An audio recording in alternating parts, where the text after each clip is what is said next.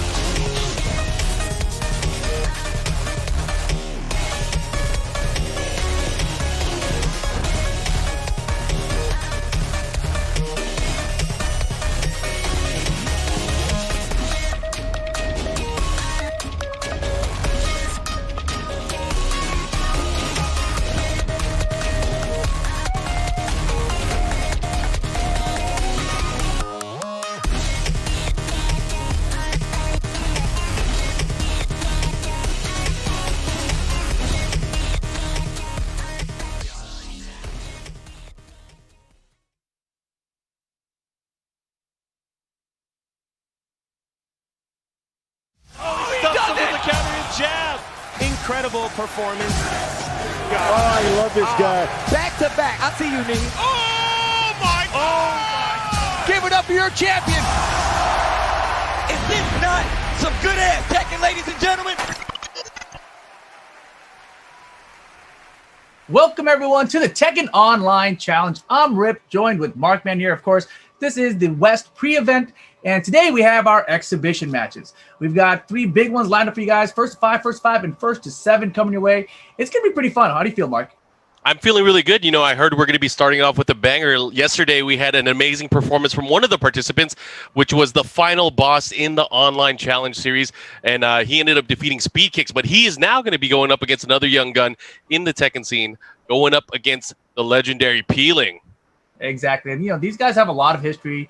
You know, at one point, Suiken was the coach, the mentor, or the team coach. I forgot his exact title was with UIU, while Peeling was under UIU as a player, right? So there was definitely some moments. I remember we traveled to Texas Showdown together, the three of us, and you know, Peeling lost his match, and Suiken was like helping him out. You know, like he's like being like it's almost like a father figure to him, because you know that was when Suiken was like first becoming a big dad, so he's like daddying everybody. That sounded wrong, but you know. Oh man, but yeah, basically there's a lot of history between these guys. They also shared the same character, right? Peeling, he's known for his Ling, but he also has this Lei Wulong that he was playing a lot of in Tekken Tag Tournament 2. And now, of course, you have Suiken, the Master Lei. That's what excites me here, is because we haven't seen Peeling play in a while, right? And you know, he's been dabbling with other characters, I know, during this off-season timing. But I'm excited to see who he's going to play. And the thing is, Suiken, we know him for his Lei. Is he going to use Lei again? Peeling might be ready for that. But either way, let's check out how this is going to go down. Let's look at the tail of the tape. Suiken from SoCal. Oh my God, counter hit. Very nice work by Suiken. Princess Ling. He's like an artist. There's a reason Ling's in his name. Peeling continuing the reign of terror here. Oh, There we go, girl. this kid is playing like professional Tekken. The old man. Oh, is that going to hit? Not going to be able to. Oh boy, everything is hitting. Man, this old man, he's got a little fight in him. Get the throw! And Peeling tying it. Oh my goodness, was that intentional? You can't tell with this guy. Damn, that was fun to watch, man. I love the part that, you know, Suiken's team was up there, just Team Handsome plus Suiken was continually up there. I love that. I mean, it was great. I mean, seeing some highlights and some accolades from some of these plays, especially in recent Tekken 7 memory, you know, obviously both of these players have some amazing accolades. Let's talk about Suiken. One of the only American players to get top 8 within an EVO Championship Series run. Peeling, making it to the World Championships multiple years. I mean, these guys have quite the resume, but now they're going to be clashing against each other. I got to ask you, Rip, what do you think is the character matchup that we're going to see? And because it's a longer set, it's a race to 5, so it's a first to 5. Do you think that it's something that's going to be very one-sided, or something that's going to change over the course of the matchup?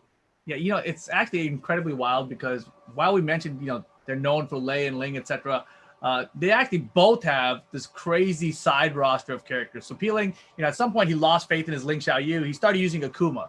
Right, so he had this Akuma in his back pocket. Then now currently he's been using Leroy. So we might see a Leroy out of Peeling. We might see the Akuma. He might have the Ling Xiaoyu still. Personally, I want to see the Ling Xiaoyu, because that's the classic. That's the one that you see the most trickery out of him with. So that's the one I'm hoping for. But Suiken, on the other hand, we saw his Lei yesterday. He was playing completely loose, which we never get to see. And I feel like in this sort of a format, it might be really fun to see his Lei again. However, at the same time, he has done some wild stuff just this year. You know, we were at KIT in a team tournament against Arthur Nash, and he brought out his Shaheen. After he had beaten Arthur Nash in the tournament game with his Leroy, he's like, you know what? I got this Shaheen that I'm going to hit him with, and it didn't work. So you never know what Suiken's thinking about his character choices. You can't predict it. It's unpredictable. I mean, he must be running high. I mean, again, yesterday, congratulations, Speed Kicks. Speed Kicks ended up winning the tournament yesterday, but then Suiken came in and kind of stole the show at the very end. However, we were talking about it early on, you know, in that race to 3 yesterday when he was playing. He was looking like he was gassing out early. Can he hold this? Can he hold the momentum for longer than 2 or 3 matches? This is a race to 5. This is an Iron Man set almost. It's definitely going to be at least a first to 5 for Suiken if he's going to have to try to keep his momentum all the way through. But of course, you know, don't forget, guys, we have, of course, Astro supporting the Tekken Online Challenge this year. We've got the official headsets and mix amp of this Tekken Online Challenge. So huge shout out to Astro for supporting us again. Oh yeah, lots of love to them. But I'm ready for this. I can't wait to see how this is going to play out. And I kind of asked you here again, who you thought was going to win. You kind of avoided the answer there. You were I think you asked me playing. the character matchup. I don't think you asked me who was going to win. I said, who do you think would take it? Oh, I didn't know that. That's crazy. Yeah, I'm gonna avoid it now. You're gonna avoid it now? Well, hell I'm gonna side with the old school, and I'm gonna be cheering for Suiken here. So I'm not sure if you want to play antagonist against me, or if you're gonna go for the old guy as well. I know he's part of the Boom Squad. I'm going with the Boom Squad. Hell yeah! Level up the game, Suiken. Got to do it. All right, we'll see how it's gonna play out. I believe we are gonna go into a quick interview where we're gonna know a little bit more about these players. So let's check it out. I've known Peeling a long time, so I remember meeting him online, and I remember beating out of him, right? And he dodges me the next game. Every time we try to connect, he would dodge me, just disconnect. So you have to like get on Twitter or say something to him. So I have to like shout him out, like, stop running away, you scrub. And I kind of figured out, the style he uses. He has like a really good array of like different characters, Ling, Lei, Akuma. But I think I have good feet on him. It's been going back and forth. His wild card is Eliza. I have taken some wins here and there. I think it was 2018, and I used Eliza, which has a good hold on Link. So if he switches out, we might do a mirror match, Lei mirror matches. It'll be fun to watch. Lei players know what we want to do. It's just playing around how we want to get there, and like trying not to get blown up for it. I mean, I did mentor the kid, so it's for him to play a senpai, it is one of those things. It's an honor. It's an honor for him to play me. So yeah, I'll just say it like that. Okay, since it is a first to 5, you kind of have to hold on to some of your tricks since it is a longer set. You just like play solid, and then go crazy. Can't use everything in the first couple matches, or else it's not gonna work. I think the tendencies he has a lot of time is he goes wild when he's in a panic mode. I don't think I'm used to longer sets. I suck at them, but I'm gonna prepare. I know how you have to play it. This is gonna be close. It'll probably be 5-3 though in my favor. I come down to like a 5-4 or something. He'll take the first 2 sets, but usually those are the sets that I need to like kind of gather and see what he's gonna do. Lei's pretty a wild character, but of course if he gets going, he can like blow you up. After I reset the first 2 sets, he'll probably make a panic switch. He'll try to go something else, like really, like something stupid probably. Like he'll probably think like, well, this isn't working. Let me use this character to throw him off or throw off his vibe. NorCal is like really strong Tekken players. SoCal does as well, but NorCal is better. Cal. Last time when we went to Strong Style, SoCal beat the shit out of NorCal, right? Even the new school, we even taught our new school how to beat the shit out of NorCal, right? So we're pretty high up there. We're SBO's back-to-back champions for SBO. So SoCal is still, undefeated in that, right? So NorCal is still kind of like a little stepchild of ours, we like to push around. After we're done beating them up, we always like to like hug and grab a drink and have some good food, hang out and talk about, how much we beat them, stuff like that. NorCal sucks.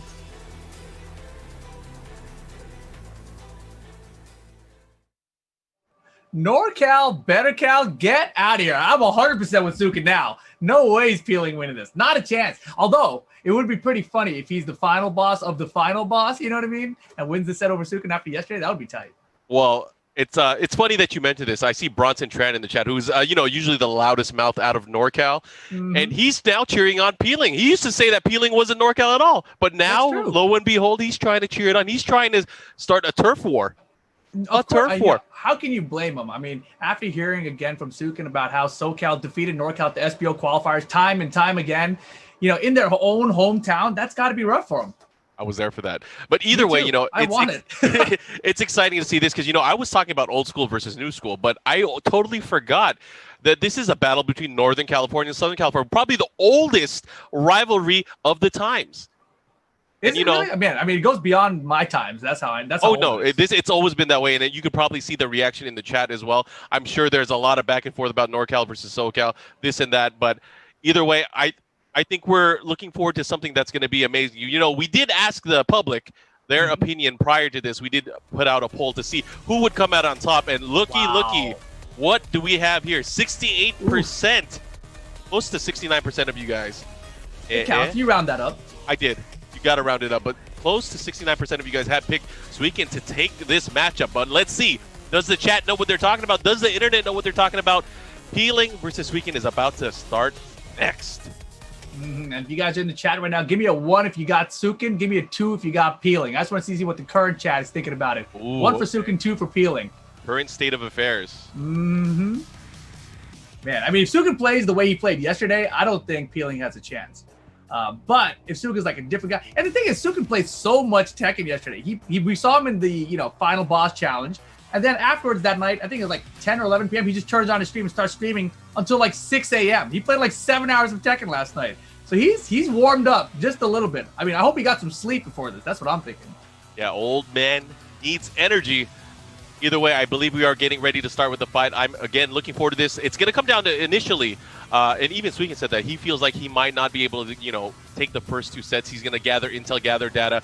I think it's totally going to be dependent on which characters come out to the forefront. And we are kind of expecting here early on, it's going to be Lei Wulong from Suiken going up against Ling Xiaoyu from Peeling. Whether or not that's the case, we have yet to see because we are about to get into it. But I would not be surprised if Peeling picks another character to start it off. I have a feeling he's going to go to Leroy. Really? I think he's going to just come straight out of the gate with Leroy. He's probably been lurking and watching. I know you use Leroy as well, and you've been playing a lot against Suiken, and that may be a matchup that he's probably seen Suiken play a lot, so he's probably taking some notes here and there. And let's not forget, this exhibition, these matches were planned, forever ago. And these players were preparing for each other now for over a month. So Think about they it. both have thought about it for a long time. Prep time is something else, and if you have the time to prep for your opponent, it can mean the victory between it can mean the difference between victory and defeat. Exactly, but man, we are getting the classic. This is the one I want to see: Lei versus Ling Xiaoyu, Suiken versus Peeling. All right, starting it off. Look at right now a very defensive stance. Oh, the running one went right over Ling. Wow, scoops are up. Sweeping. 4-4-3. Yeah, sweeping kick. The follow up here. He misses the follow up. He was trying to do 4-4-2 maybe. I don't know. That was weird. Uh-oh. Big opportunity going downstairs. Great presence of mind there from Peeling. Misses the wall standing 4 follow-up. Well, he delayed the second hit there. Suiken got caught hitting a button. And he's going to take all the floors away here in this opening round. Nice parry! Oh, and look at that. Peeling on the board first. Okay. It's definitely going to be a little bit of a feeling out process here, right? I mean, although they know each other, this matchup, I don't think they've played each other in forever.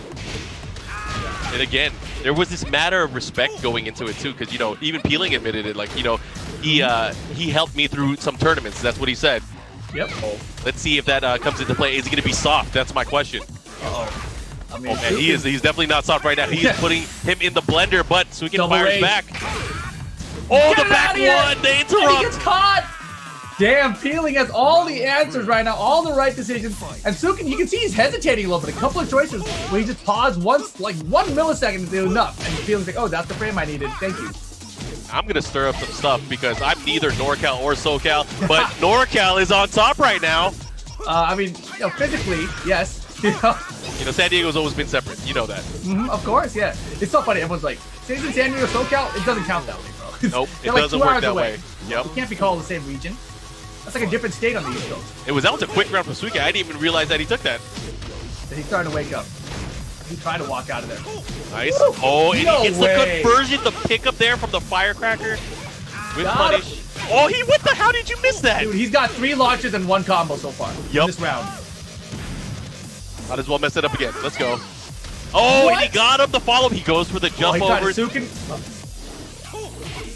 Definitely has an opportunity here. Has it by the wall. Gonna have to be very careful. Nice conversion here to some extra damage, but the spring kick will work.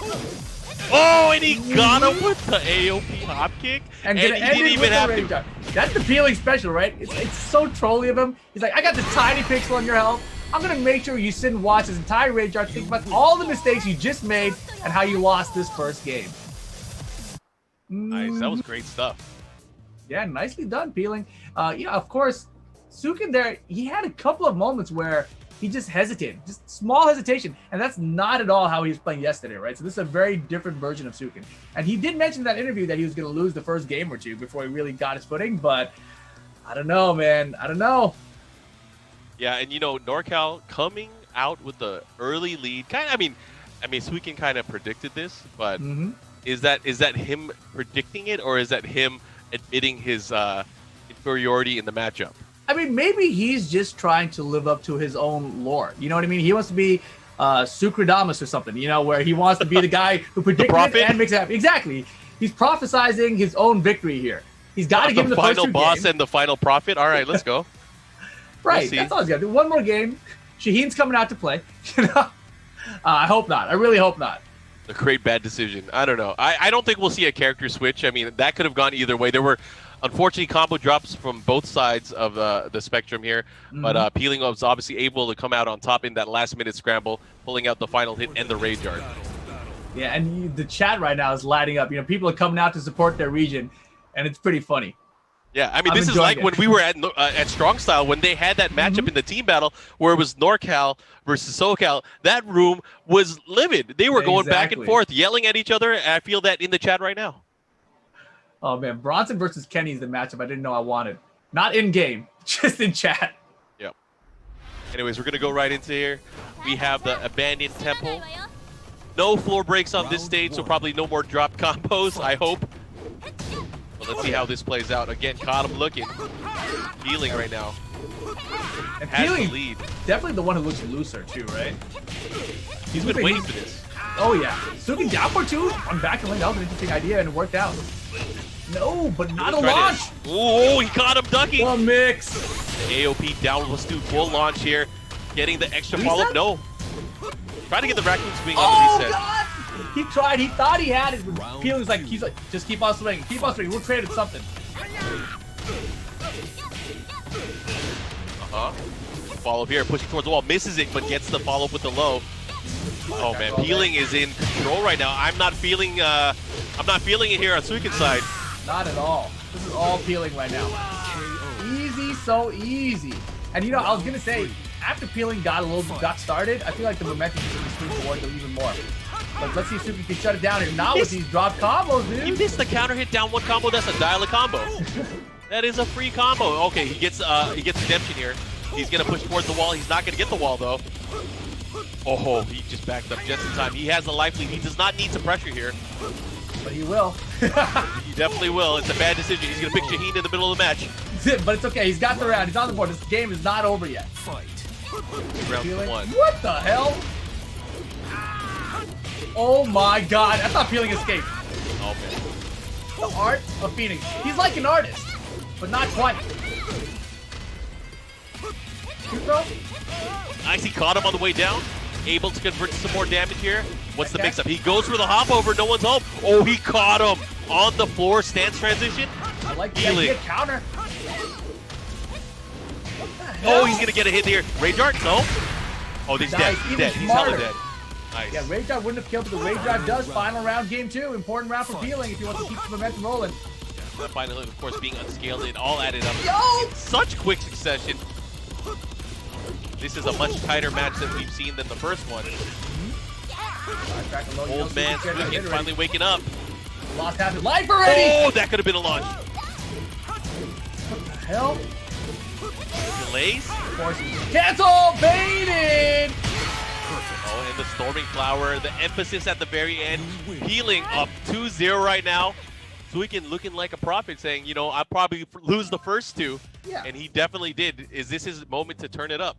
All according to plan. All according to plan. He told us this was going to happen beforehand.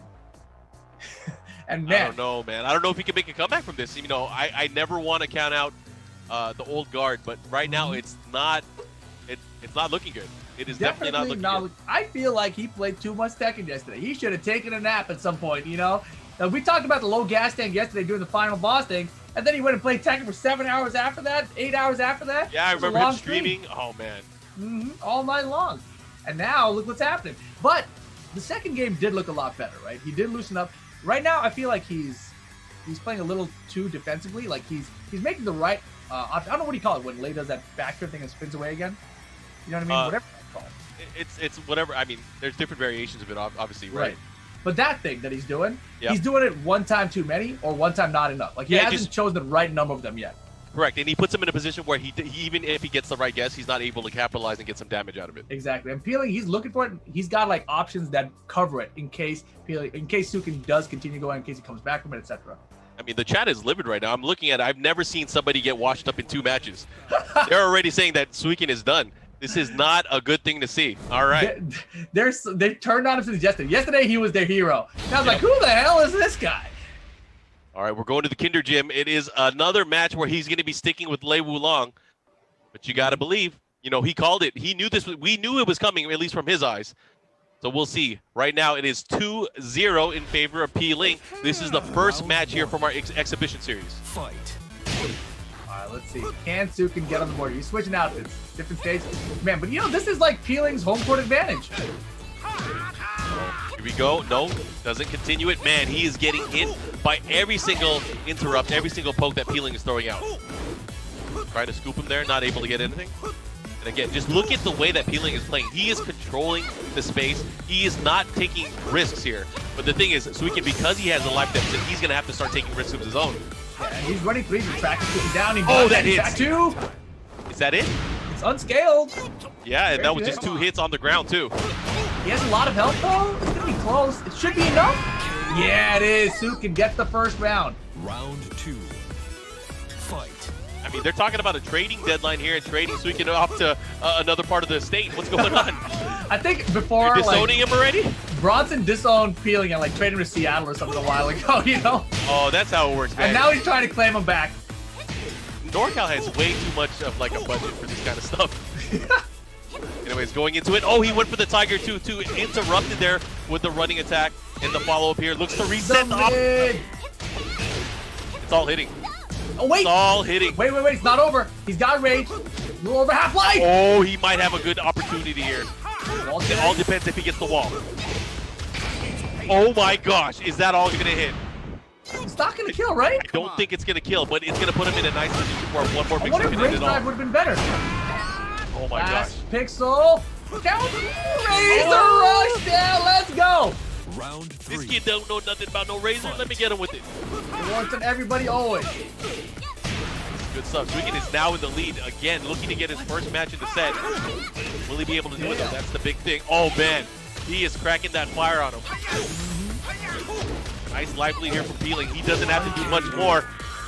And look Running at that. 3 is owning up Suiken right now. You know, when he's trying to spin away, running 3's tracking him. When he tries to play dead, running 3's tracking him. So it's all hitting. And look at that. He tries to evade. He gets hit right in the back. Nice razor rush low. And again, he's got to be careful. He's at a disadvantage after that hit. Oh, the power crush of the running tackle. Patience here. Oh, he still gets a trip, but he doesn't go for the conversion. That was good. Because she was in a slight aerial state there. Probably wouldn't have landed the full conversion. The back down. Oh, he got hit by it and he wasn't ready. He wasn't ready to hit it. Just chill. Oh, that's a punish. Okay. That was enough, but look at that. Suiken on the scoreboard now. It's like he willed it into existence. Suikradamus, man. Suikradamus. That's what's happening right now. Suikradamus. He had to give him the first couple of games. Yeah. Miss some punishes, drop a bunch of combos, you know, pick up other combos, and somehow survive through sheer will. And Suiken now on the board. I'm hearing from the team that is putting together stats here. We've seen more dropped combos than successful combos in the set so far. I have a feeling that they're going to tighten things up, though. I mean, regardless of what we're seeing, at least combo-wise, these guys are definitely pulling out all the tricks when it comes to offensive pressure. It is pretty insane to see how Peeling is able to really beat out a lot of what Suiken is trying to do movement-wise, hitting him with the running 3, as you mentioned, multiple times. We talked about the prep time that they had going into this, and you can see that prep time playing out here because they both clearly had an idea of how to counter the other opponent. Yep. But it's like, oh, damn, he has a counter for my counter, and now they're trying to adapt already within the first 3 games of the set. So right now, scored 2-1. Peeling has the advantage, but Suiken called it this way. He said, yeah, he'd probably get a couple games at the beginning, and then I'd figure out how it goes. So now it's going to go down the wire, I feel like. And, Well, he also said, Rip, that he was going to win 5-3. Oh, 5-3. wow. So that means he, in this instance, because, you know, he was going to lose the first 2, he's saying that Peeling could only win 1 more, and that's going to be it. We'll see. But, you know, on Peeling's side, he said the score is going to probably be like 5-4. And Yeah. I feel like that's the way I see this going. It's going to get very close here. And it But all depends on the momentum. Based on the rule of generosity, it leans in the favor of Suiken because everyone is giving Suiken more benefit of the doubt. whether it's Suiken himself or Peeling. So 5-4, 5-3, I don't know, man. It's going to be tough either way. Let's see how this is going to play out. Nice, gets the rave sweep early on. Looking for the, oh man, he gets the launch, the follow-up. Wow. He's going to push towards the wall here. He gets it, but then the conversion goes for the down 4. Tries to keep him there. Somebody hit that start button. Razor rush. Nice. Good block, good punish. Going back the other way. Spinning away, that's what he's been looking for. And this time he's going to get the conversion. He should be able to get the kill as well. Nice stuff. All right, let's see how it goes here in round number 2. Oh, he misses it because of the aerial state, not able to get the full hit there on the rave sweep. Damn, that What wall a big safety wall hurts. safety. That thing is chunky. Oh, man. Oh, that was a good idea to track, too. Again with the wall sandwich, it is adding up, but again, a sliver of life left for Suiken here. Will he be able to steal the round away? Oh, nice options. Again, Peeling starting to change it up now. Less movement into attacks, but more just solid down forward 1 pressure. Not leaving an opening here for his opponent. Yeah, the down forward ones are really coming out from right. X marks the spots there. Yeah, he's doing these forward attacks because he knows Suiken's going to be backing up, right? So you want something that goes very far, reaches, you see the 4-4-3, 4-4-1+2. Yeah, That's getting closer. That's true. He can't. Oh man, he's trying to set up something crazy. No tech roll. Be careful. No, he tech rolled. He tech rolled. You can't do it. Oh, What is the option there? What's your best thing? Do side roll maybe on the ground? Well, it's a guess on both sides. Is he going to side roll? I mean, the thing is with Peeling, with his move, that down 4-2-1, that thing hits on the ground as well. So you're going to have to react very quickly on how you're going to be able to escape that. But yeah, rolling it out to the side, trying to stand up is your best option. Factoring down 1 counter for Suiken here. Evens up life just about. Oh, wow. Kicks him out of the sky. Here's a follow-up. What's the mix-up? Time. Oh, a 4-3. You know that Randy's coming. Peeling's looking to hunt. He wants that chase down. Nice. Goes for the parry. Oh, he hesitated a little too much. You know, I'm feeling the rhythm is, he's not really affected by Suiken's rhythm. He knows it. He's seen him play. I've seen you before, old man. Is that gonna kill? He's got tiny health. This should be enough. Brilliant. He tried to beat out the AOP, the King series. She's got airborne. Yeah, it was airborne, but still it was enough. But that was a nice jab. Very nice jab. A nice jab. Oh, Peeling. man. Had that one, bro. Oh my god, the mix up. Turned around his face, turned back around, launched her up. All right, Suiken with the lead now. Final round. What? He didn't know that was going to happen, right? I don't think so. I don't think so either. But he has the lead. Oh my god, he got the right whip punish. That was 6. Perfect. Beating out. You gonna try to back one? Nah, not today. Golden letters. Perfect letters. Hey, Suiken's looking like a G right now. Suiken is looking like a G. He is tied it up now. We're 2 apiece.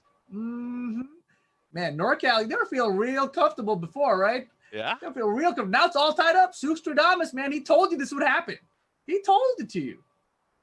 But that was an amazing whiff punish on the back 1 whiff. Able to close that out with a big slap to the face. It's looking really good. It's looking really good. Man, they've now disowned Peeling and sent him to Oregon. So now it's an Oregon versus That's still SoCal Northern California, in my opinion. Oregon is NorCal. You're right. Oh man, people are gonna hate us. Yeah. Yeah, we got to be careful. Our production team is from NorCal. Damn. Oh, you're right. Cut off our mics at any moment now. They tried to unplug our controller a second ago. I saw it. You know. Oh man. Anyways, Suiken tying it up here. 2 games apiece now. Yeah, I'm really curious if we're gonna see a character switch, right? Because 2 games each year, I think they're pretty evenly matched. I don't feel like either of them needs to switch characters, but if Peeling's gonna switch, it's probably after this game or the next one. Well, I mean, it has to happen at some point. You don't want to be stuck with the character at the very end. I mean, I think that's always the worst position, especially when it's not your main character. I mean, we both know with these players that these are probably the characters that they're most comfortable with and they're most honed, instinctively with. Oh yeah, without a doubt, right? And this is the matchup that everyone wanted to see, I think. I don't think anyone in the chat's hoping that Suiken brings out his Fakam and Peeling tries out his Leroy. There's one guy in there. There's at least one guy that's always hoping for that. Like, I want to see him pick Fakam because I want to see him lose. Yeah, I mean Suiken, he does weird things with all his characters. Watching these guys play, Peeling said something in an interview about you know, late players, we know what we want to do, and we'll find a way to make it happen or something. And watching them both play, that I'm starting to understand it, because when I watch their decision making, I don't understand it. You know, I'm like, why would you do that when you could have just done this? And it's like, well, late players, we know what we want to do. We're going to do it anyway. I can't. That's a different level of thinking for me. I can't even think like that. But either way, both of these players showing that they have some strength left in them. And it's only been 4 matches that we've seen so far, all tied up at 2 apiece. We are going to go into a very decisive 5th game here, where someone is actually going to pull out to the lead. If we get a double KO, I'm going to be so pissed. Dude, that'll be tight. What happens? Is it 3-3 after that? If they double KO, is it reset? No, I don't even know if we have anything in the rule set that indicates that. We But we'll didn't find out. think We'll the have to consult. We'll have to consult the judges here. But I don't think it'll happen. It's very rare for us to be able to see that kind of stuff happen. If it does, though, man, better clip that shit. Dude, especially if it's 4-4, right? At least that way, if it double KOs after that, then we know, all right, you guys got to play again. You should play rock, paper, scissors for it. Damn, that'll be messed up. With the jumping, the hula hoops on the floor and everything, too. Yeah, Go back and forth make in it the race. happen. Dude, that'll be tight. But anyways, I'm really curious, because Peeling, I haven't seen his Leroy. I have seen his Akuma. I was not a fan of his Akuma. I thought it was, you know, it's okay. It's Akuma, so he got some work done with it, but I wasn't like, oh, this is impressive. This is a character you should stick with. But Leroy with Peeling sounds like it could be pretty tricky. It could be very scary, I would say. Yeah, it would be very scary, yeah. Yeah, I mean, But, sorry, go I ahead. mean, he probably knows that Suiken has a lot of training against that character in particular. Yeah, I don't know. It's a tough choice either way. But I think- because we're taking a little bit longer to get into this next match, there is definitely the thoughts going through somebody's mind. Obviously, Peeling lost the last match, so it's on him to really switch up the character matchup right now. Yeah, I think, you know, him with Leroy is one of those situations where he's gonna have this character that's like incredibly strong, and if you can have some set of gimmicks with him, like a Link player or a Lei player would have like these tricky options. You know, imagine something like that for Leroy. So I feel like I want to see the Leroy just to see what he can do with them. But at the same time, I think you're right. I think Suiken has a lot of Leroy experience. Oh yeah. And he thought originally when this was going to happen that Peeling was going to use Leroy. So he was kind of like, you know, reaching out like, hey man, let's get some practice. And he played it for myself and then like, hey, and other people. So I think he's very prepared for Leroy. I think the only real wild card that Peeling could bring that might throw Suiken off is actually Akuma. And That I is haven't seen always an the Akuma wild card. yet. I mean, he's been the biggest wild card since he came into Tekken. So who knows? Who knows? But I have a feeling, and you know, this is just my feeling alone. I think he's gonna stick with Link still. I think so too. I think he might actually commit to Link Xiaoyu for the entire set. I don't know. I'm trying to remember if he had another character. It's Lei. He could do the Lei mirror match. Yeah, maybe. Maybe I didn't think we'd ever see. I mean, it's a matchup that I can't even say that we've seen that matchup on the Tekken channel before. Dude, a Lei versus Lei mirror match. It might be time for it. This might be the moment. I heard it. Get ready for the next battle is coming. And it's going to be, I'm feeling a Lei mirror match. Oh my dude! gosh, we have been treated to history. Rip The first Stradamus. time we're going to see this. Lei versus Lei. You are not good enough. I'm telling you right now, I think Peeling's got the edge here. In the mirror match. We'll see. You know, he does have a wild style with Lei as well. He does lean into setups, and he has an eye for certain things, like getting into a backroom set, hitting that 4-3-1, forward 3-1-2, doing all kinds of stuff like that. But we'll see. What's going on? Is this a new strat? Oh man, I don't know. I've never even seen that color for Superman or the Super Cop outfit. It's a nice outfit. Oh man, it is a very nice outfit. But it looks like, you know, there's some kind of control issue, something. Maybe that's why they were taking longer to set up in the first place. Yeah, so I think they're just going to let him switch the outfits. But they did look kind of different to me. I would have let it rock. One's greenish, one's bluish. I didn't even know you could do that. But regardless, you know, this is going to be the match at least. We're going to see Lei versus Lei.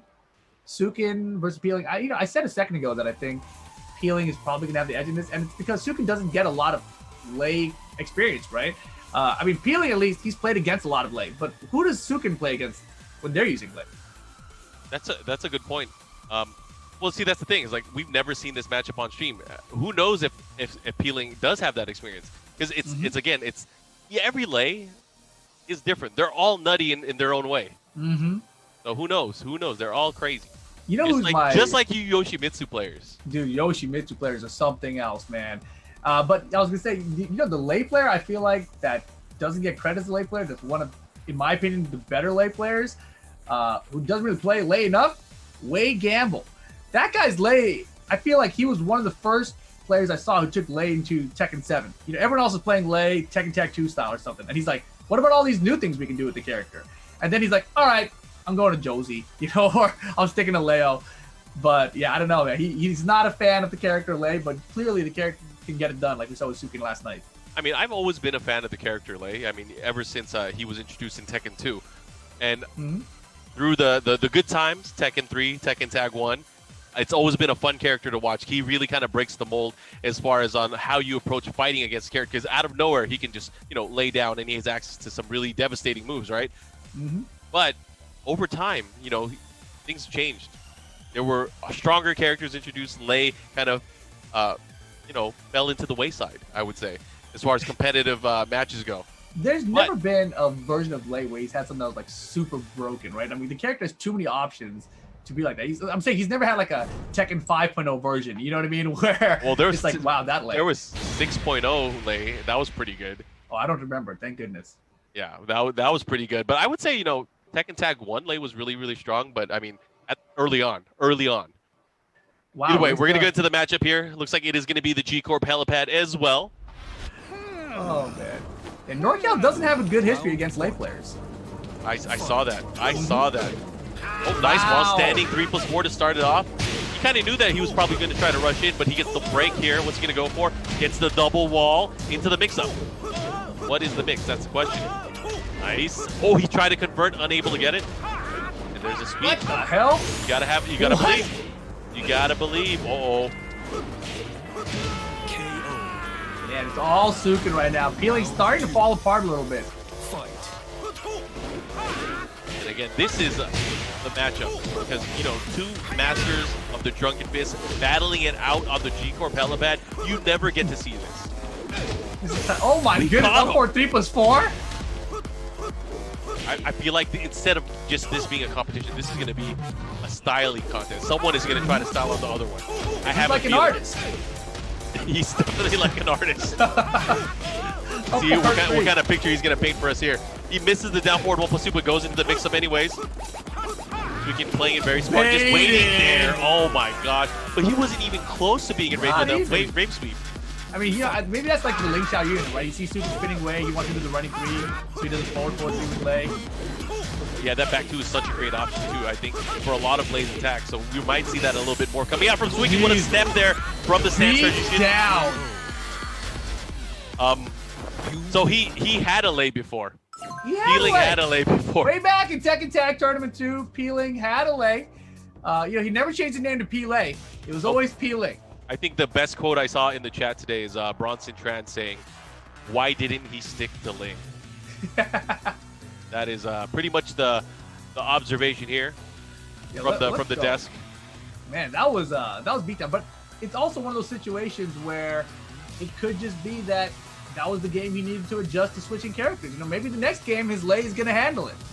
Well, it's now 3-2 in favor of SoCal. Yes, it is. In the matchup. It's getting scarier because this might be the last freedom round or last freedom match for Peeling where he can actually pick another character that might get him an advantage. Yeah, and at this point, you know, I really thought that Suiken was not going to have the advantage in the Lei mirror match, but boy did he ever. And it looked like Peeling had not been playing the character. It looked like he's like, oh yeah, what do I do with this? Or he was just stuck in Ling Xiao Yu mode. Whatever it was, it clearly was not the right choice there. Well, either way, impressive stuff from both of the players that we've seen such far. We saw some brilliant spurts of just really dominance early on from Peeling using Ling, and then back with you know, the comeback, kind of the predicted comeback here from Suiken with his Lei. He's gonna obviously have to stick to Lei in this matchup since he won the last one, but a switch back to Ling Xiao Yu for young Peeling. Good choice, solid choice. NorCal cheering in the chat for it. They have hope again. Mishima Dojo going to be the stage for this one. Score though 3-2 in Suiken's favor. Did he really say it's going to be 5-3? I think he meant 5-2. Well, we'll see. We'll see. I think switching back to Ling here is a good thing. Obviously, he had a way easier time, at least early on. He just has to channel that. And right now, Suiken is playing at a different tempo. You can see it. He's starting to turn it up. The confidence is coming. Yep. Wow, got him. That catch? No, okay. He's gonna keep him at the wall still. Again, this is where it gets scary. What are you gonna do? Oh, he's trying to get him with the storming flower. Doesn't matter. Still has an opportunity here. He should be able to close it out. Resplat. Boom. Boom. Dunzo. Yikes. Okay, that was a great round for Peeling, right? AOP came to effect for the wall splat twice there. So you've got to be careful for that. Running through, chase down, spin away. Oh, what a duck. He was ready for it. Didn't go for a launch, though. But still, nice to be able to stop the momentum. Going out the 4-3 again. This time getting the big launch, but dropping the combo. Was not able to land. Down jab for the interrupt. Some of the inconsistencies with a lot of what Lei does combo-wise starting to show in the matchup. Counter! Oh. Hella damage. And that was crazy because he went off the sidestep into Razor Rush, too. Pretty quick move, too. Another one? No. Trying to keep him there again. Good positioning here from Suiken, but he gets knocked into the middle of the stage on an up 4-3 to retaliate. This time landing the down 4-3. The up 4-3 crushes so fast, too. Doesn't go for the wild standing 3 for the punish. Dealing with rage. Wall tech catch? No. Oh, he still was able to stay in front. No! Oh, no, he didn't go for low that time. Driving with the rage. He has the wall. He should be able to close it out. Storming flower again to end it. Peeling. Throw it that high. He's ducked it so many times in the same game. Peeling with 1 round away from tying it up. Let's see if he's able to do it. This time getting the back turn down 3. Not using that thus far in the matchup. Able to get that. Oh my gosh. Low parry. Get it out of here. Tech catch incoming. Nice block. No punish. Counter though for the wall splat. Off the wall. This is going to hurt. 4-3-1. Doesn't get the second time. He tried for a splat maybe. Razor Rush. Nice option here for Peeling. Gets up. Got him looking again. Uh-oh. Oh, block. The mid, not going to get a rage drive to get him. Peeling ties it back up 3 games apiece. Maybe all according to plan here. Peeling able to go into the tied position here. Now having that 3-match score. It's 3 up for both players. That back turn mix up there once Peeling gets rage now is a total 50-50 situation, right? Scary. First he hit him with the rage drive, second time he got him with the mid to close it out, but Suiken really just handed that to him. He had it. And he's like, oh wait, did you duck this 4-3-2 string? I think it's 4-3, 4-3-1, I forget what it was. But second it's high, right? Peeling immediately, he punched it so fast the first time Suiken did it. And Suiken's like, let me test it again. You couldn't have meant to do that. Exactly. Did it a little bit slower and kills him. And going back to the interviews with both of these players, so Suiken, we asked him what he thought the matchup was going to be. He thought it was going to be 5-3 in favor of him, which is now we are in that realm of possibility. But Peeling, at the same token, said it was going to be 5-4, maybe him. Right. So either way, they're both right. Going so far. Yeah. But, and if Suiken wins the next one, he's still right. But if Suiken loses the next one, it's over for him. In theory. Stradamus. What? Suiken Stradamus? In theory. He's out here. We'll find out, though. But, man, that's... Suiken drives me crazy, man. We're friends, but he does those things. I'm like, dude, like, with Leroy even, he'll do down 4-3-1 all day. I'm like, it's a high in a string. It's a string. There's no mix-up. Why? No mix-up. Sometimes you just got to keep reminding them. All right, we are going to stick to the same characters here. And again, it is all tied up 3 apiece between these two. This is for the lead, and potentially one more match after that, they can be the champ for this set. That's why I like Conflict number 2 this time with the balcony break. It's an interesting stage. I like the side of it exciting time for Tekken fans. We know we have a little mini update that's happening on Tuesday the 18th. So I hope people are looking forward to that. But of course, Season 4 also down the road, happening in fall. Here we go. Using that Razor Rush. Oh, this time getting the trade here with the Magic 4, but no conversion there.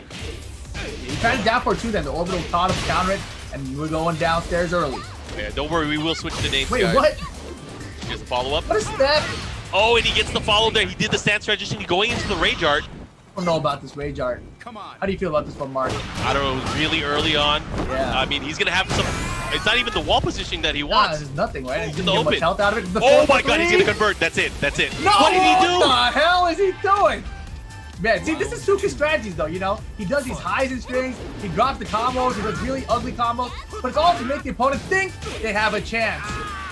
Just so he can retaliate later and catch him off guard. 4-4-3, sweep him up, to the wall. Bop, bop. Here we go. Oh, he tried to get it. Damn, Peeling trying to right back at him. Oh my god! Counter and orbital again? Nice, trying to keep him there. Go into hypnotist stance. Look at this. Wow, wow, wow. He missed it. These guys are a bunch of California players, dude. What are y'all doing? Crazy stuff. Anyways, going back into it. Tied on rounds, tied on matches. Okay, nice combo here. Pushing again towards the wall. A little bit of snake check, not all. Oh, that's one way to deal with it. That is probably the best. Sitting snake, let me jump and Bro, I punch hope you. that was intentional. That is definitely intentional. I'm down with it. Here we go. So Suiken is up now, 2-1 here, looking to extend the lead. Oh, nice duck. He went for the hop kick that time. I respect it. I respect it. Yeah, Suiken still throwing. Oh my god! Okay, just like that, huh? That's what we're playing now? Game on. It's time to send a message. What's going to happen here? Again, went for the first hit of the Razor Rush. Nice throw break, but he's in a bad position. He has to be careful. He does not want to deal with some trickery or shenanigans. Whoa. Oh, and the running one. Baited! He didn't even have to do that. He could have done any other quick poke to close it out, but he had to let him know. Like, oh, you whiff, I'm going to launch you. And Man, oh man. It's still right. He goes up 4-3 here. He said it was going to be 5-3. He's one game away from making the prophecy be fulfilled. Can you imagine that? Not only are you the final boss, but you are the final prophet. Dude. Can you imagine being that legendary? I think, oh man, Suiken is a legend already in my eyes. I mean, he's one game away from being a legend. I mean, he still could lose this set, you know? And then Peeling could be right. Peeling's prediction was it was going to be 5 for him. Peeling wins the next 2 games. He's the prophet. Man. We'll see. Anyways, we are going to go into another decisive match because if Suiken is able to win this, he wins the entire set. As we mentioned, right now it is 4-3 in his favor. Peeling is now going to be stuck with a tough choice because whichever character he picks, and you know he's only picked 2 characters so far, whichever character he picks, he will be locked in with that character for the remainder of the set.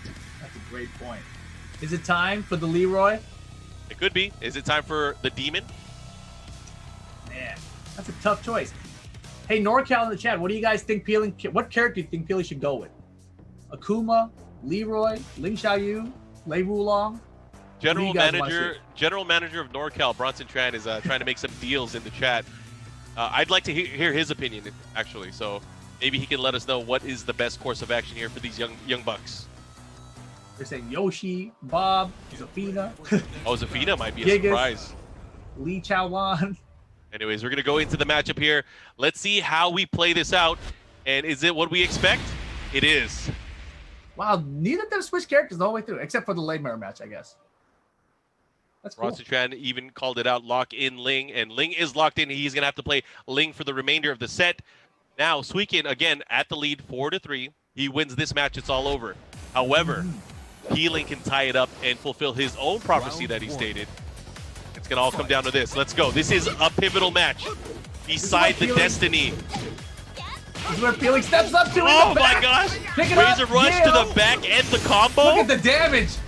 Oh, he tried to style on Macho Man. I don't think so. Yeah, off the top rope. Oh, man. Oh, he's in a bad position. He has to get away from the wall. Oh, this is bad. This is bad. He's going for the side step hypnotist. He tried to catch him in the third. Punish! Oh, he can punish! The drive, wall splat! Wall's gonna get in the way though, right? He's not dead. The low kick. Cheeky low for the win. Peeling able to squeeze that out. Getting away with murder. Okay.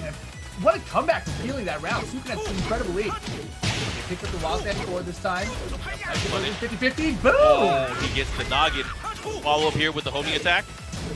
Again, using that back one. Oh my gosh. Look at Suiken in the power crush. Victory, tying it up, 1 round apiece. Yeah, Suiken wants to close it out here. I've never seen him use the power crush to close out a round like that before. Pulling out all the stops. 50-50 tang. He actually finished it that time.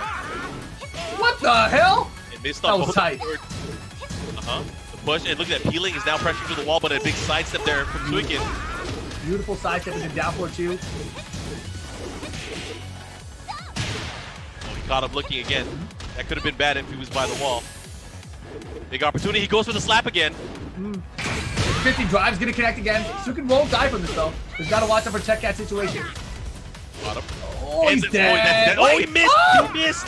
Damn, girl! Just like that, and just like that, it is set point for Suiken.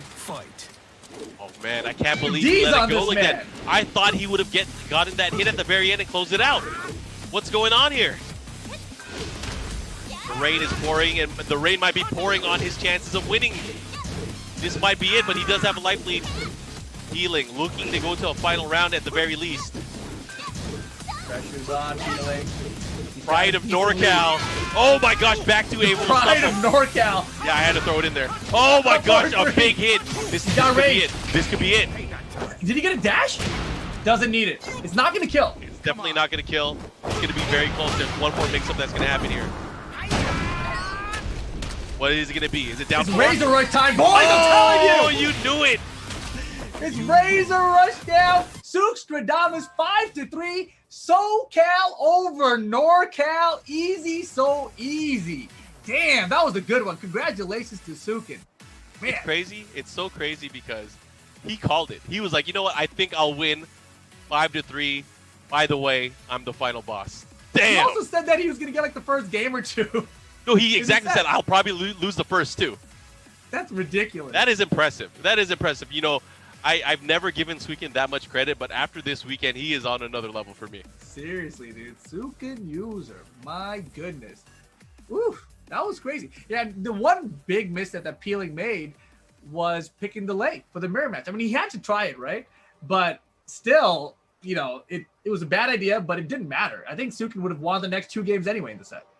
I mean, you know, like it was a kind of a throwaway seeing that, but I mean, it's something that we kind of wanted to see because one of the things that Peeling did say is like, we lay players know what the other guys wants to do, right? So I was thinking like, oh man, it's over. He's gonna outplay him using his own character, and you know that's a viable strat. If you guys are the same type of character player, you obviously are gonna have a better, I guess, lead in on what the other person's gonna do.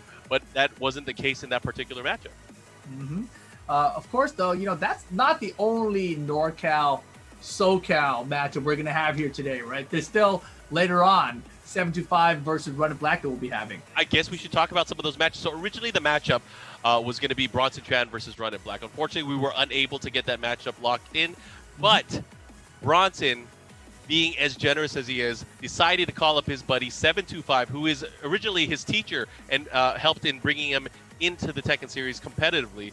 And he feels that he has, within 725, enough of what it takes to be able to take down Run It Black. Thoughts on that? You know, 725 is pretty ridiculous because if you go back like maybe, I don't know, 5 years ago or so, he was, you know, he's kind of done competing. You know, he was just a little bit, I don't want to say washed up, but he wasn't taking it comparatively seriously, right? Like he was a guy, he would get a launcher and he wouldn't optimize his combos. He'd be like, how about 1-2-1 for the combo? I'll just go with that. But then now, you know, I think prior to Evo, I think he had Book and maybe it was Ulsan at his place or something, and he was training with them for like a week. And all of a sudden, he is ridiculous. I think he is the secret boss of NorCal currently. You know, everyone talks about Bronson and Jimmy, but 75 is sitting over there like, they don't even know my powers. You know, it's ridiculous. We'll get into it a little bit later, but he definitely has a list of accolades on his side as well. And, you know, historically, he's been, I've known him since the Tekken 3, Tekken Tag days. So he's been around for a long time and still kicking ass. He has a special aura on the way he plays. Like we've talked about how players have a certain rhythm. His rhythm is undetectable. You can't really do it. I mean, maybe there's certain players that can, you know, really knows how he plays. But for a world-class player, like let's use this as an example. World-class player, Kudans. Yes. Could not take down 725. That's so ridiculous. I mean, yeah, it's super ridiculous, right? I was actually going back and looking at his run. He actually took out Kudans. He actually also took out Rest at Evo that year as well. Two great players who a lot of people would probably put a lot of money on, but they could not stop 725. Yeah, I remember being at that Evo and seeing like, dude, 725 just beat Kudans. I was like, wait, what? That's not right. Somebody says that can't be right. I believed it. As soon as I heard it, I was like, yep. First time he played him, he definitely got him. He definitely got him. And then right after that, you know, he wasn't even done. He kept on beating other people as well. All right, I believe we do have a special interview for you guys. We're going to go right into it. Let's lock it in. Oh, we are with the winner We got right both now. of them. Oh my goodness, yo! Congratulations, first of all, to Suiken user. You called it almost exactly. You said, he's probably going to win the first game or two. I think the score will be 5-3, and I'll win it. Like, how did you do that? I watched a lot of Trey's videos, and I think Trey is really good, and I noticed that he's really good at rushing down the first two games, and that's why he does so well in tournaments. When I watched that, I knew he was going to rush me down, so I was prepared for the rush down. I just had to adapt. That's like the key. And first to fives, like I said, are like kind of like an old school mentality. So like I get stronger with first to fives. I think just like, the arcade scene, the more you lose, the more better you get, because the person that's beating you is obviously good. They're teaching you something, and it's just up to you to learn from your mistakes. Impressive. I got to ask you, so Peeling, it's been a while since we've seen you play, especially on the Tekken channel. Going into this, did you have any thoughts of using any of your other characters? Because we know you've been dabbling with Leroy. We know you've been dabbling with Akuma. Did you think that you would have the advantage, just knowing that, I think everyone knew that Suiken was going to pick Lei, at least from the outset. Going into this, I wanted to play Ling and Leroy. During the set, I switched to Lei only, just to give everyone a Lei mirror match. But I'm way out of practice. It shows, Trey. What the hell, man?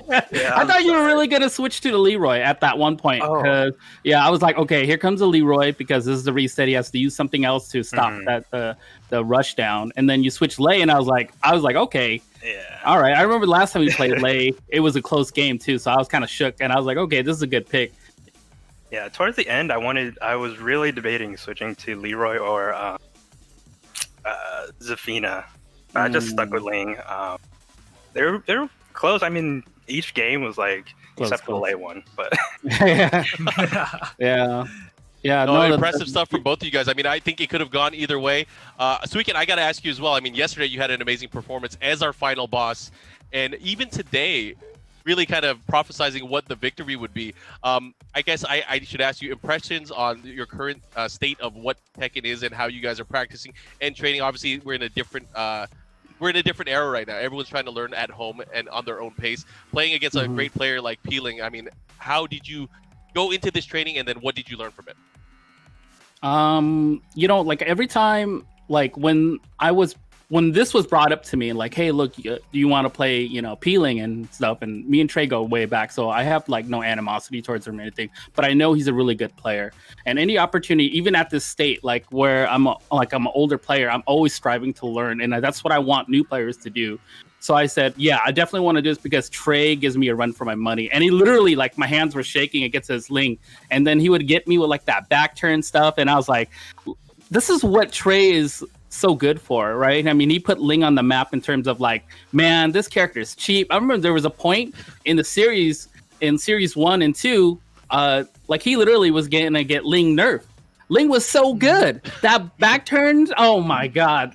I knew as soon as he hit it, I told Trey this already, I just let go of the sticks. I was like, he's got me. What am I going to do at this point, right? And my wife is texting me. He's like, that cheater, and I was like, calm down, it's okay, And it was pretty fun. But it was really fun to play because this was a match because we both knew what we wanted to do. Like he said earlier, he knew I wanted some down back fours or back 2-4. I knew he was going to go for back turn stuff. So it was the wheels between each other. So I just kind of got lucky on that bad Lei matchup pick, and I kind of steamrolled them after that. Yeah, and it definitely looked like you had prepared for each other. Trey, I want to ask you though, how much did you actually prepare for Suiken specifically? Because we've seen his Lei a bunch. Why the laugh for, Trey? What the heck, man? Yeah, he's just laughing. All right, Trey, put the camera on. Look, I told myself I would prepare, and I did an hour before, but he's obviously more prepared, and it showed through the gameplay of the games. Oh yeah, I mean, because you're doing some stuff like chasing him down with running 3, with Luke at you. Anytime you try to spin away. Also, your AOP mix-ups were working, but you didn't really go for him enough. I feel like.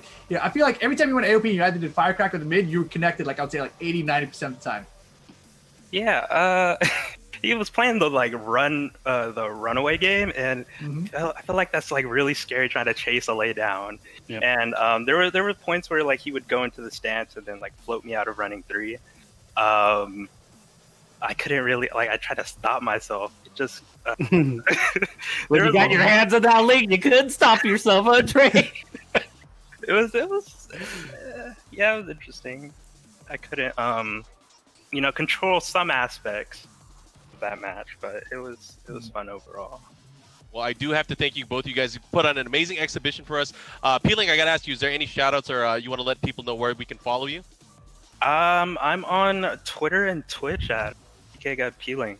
I just finished up a summer semester, so I need to get back to streaming. Congratulations. Yeah. Nice. Looking forward to it. I'll definitely be watching. Suiken, how about you? Any shout-outs? Anything you want to say to the Tekken fans? Yeah, you guys can definitely follow me at TK Suiken on Twitter, of course, and follow me on Twitch at Suiken User.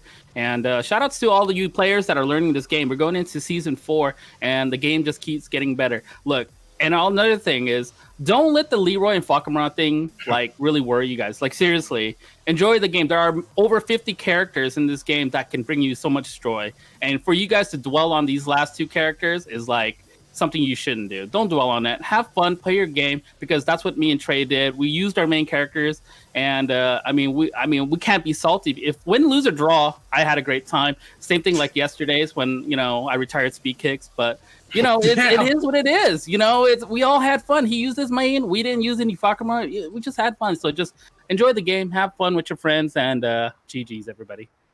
Well said. Well, thanks again, guys. We will talk to you both later. But again, thanks for the first matchup. Alrighty, Thanks. man. Suiken User. This guy, retiring speed kicks, he says, huh? How can you retire someone who's already retired? I won't even get into that. But again, he's had a hot weekend. That guy, Suiken, has had a hot weekend. Yeah, it's definitely a ridiculously hot weekend for Suiken there. I don't really know, if he expected it to actually go the way he predicted it to go, but man, that was spot on.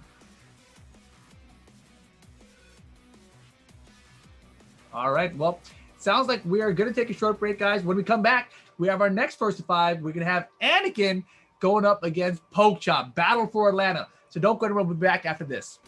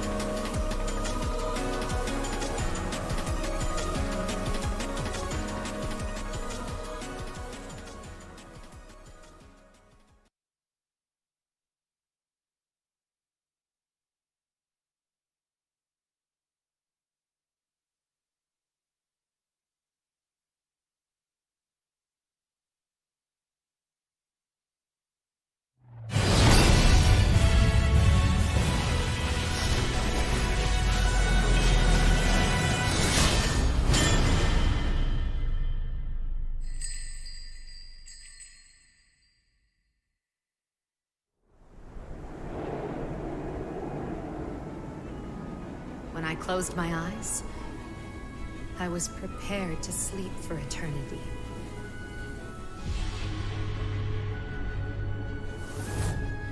Hishiro Mitsurugi, you murdered my master.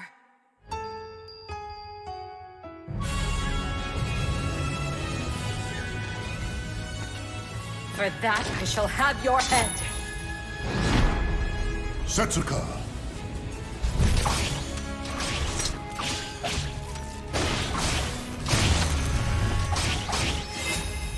I did not teach you my techniques for revenge. Even your eyes disgust me, daughter of savages. Do not belittle yourself, no matter how others may see you. What you have inherited is Shugen Kokonoe's very soul! How unfortunate! Flower petals shall line your grave! This is the work of fate. I merely played my part.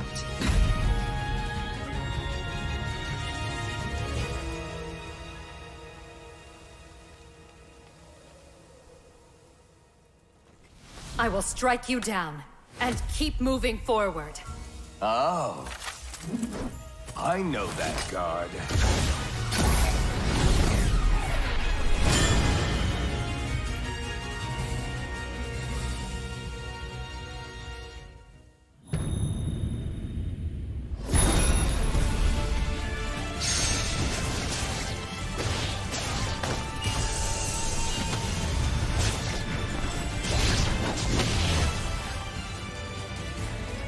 It seems I must also draw steel.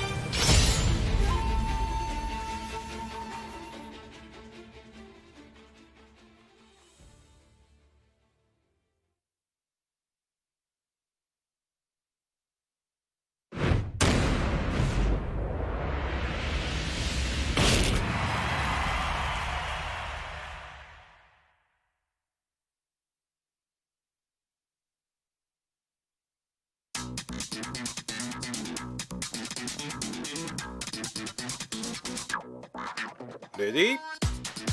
Keep your head up. 元気を出して。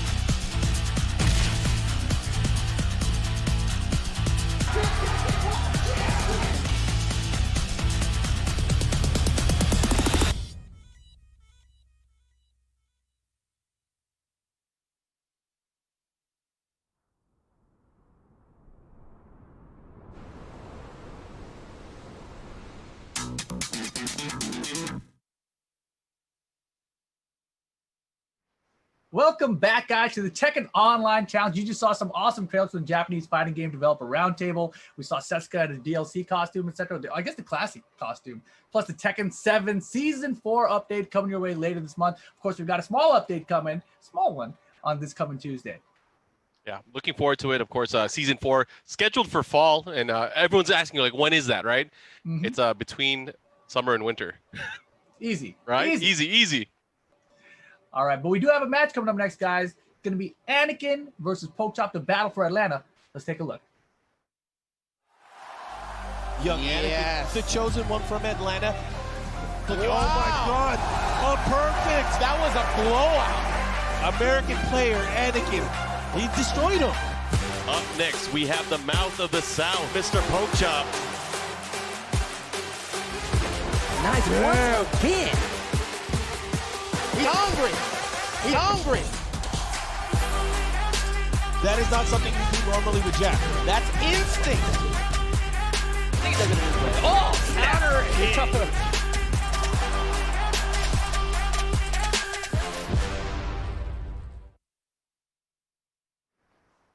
All right. Nice.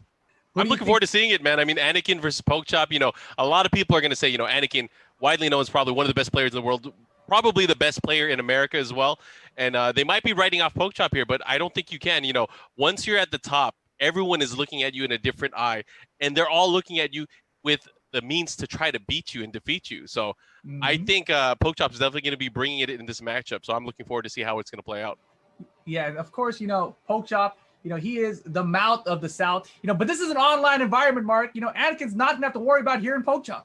And you know what? He probably couldn't block him out if he has some amazing headsets, because Astro Gaming is the official headset and the mix amp of the Tekken Online Challenge. And of course, this year, extending their partnership and their products to us, the casters. Every caster from the Tekken Online Challenge is using these awesome Astro TR main stage headsets. And of course, we're going to be bringing you the hype throughout the rest of the matches throughout today.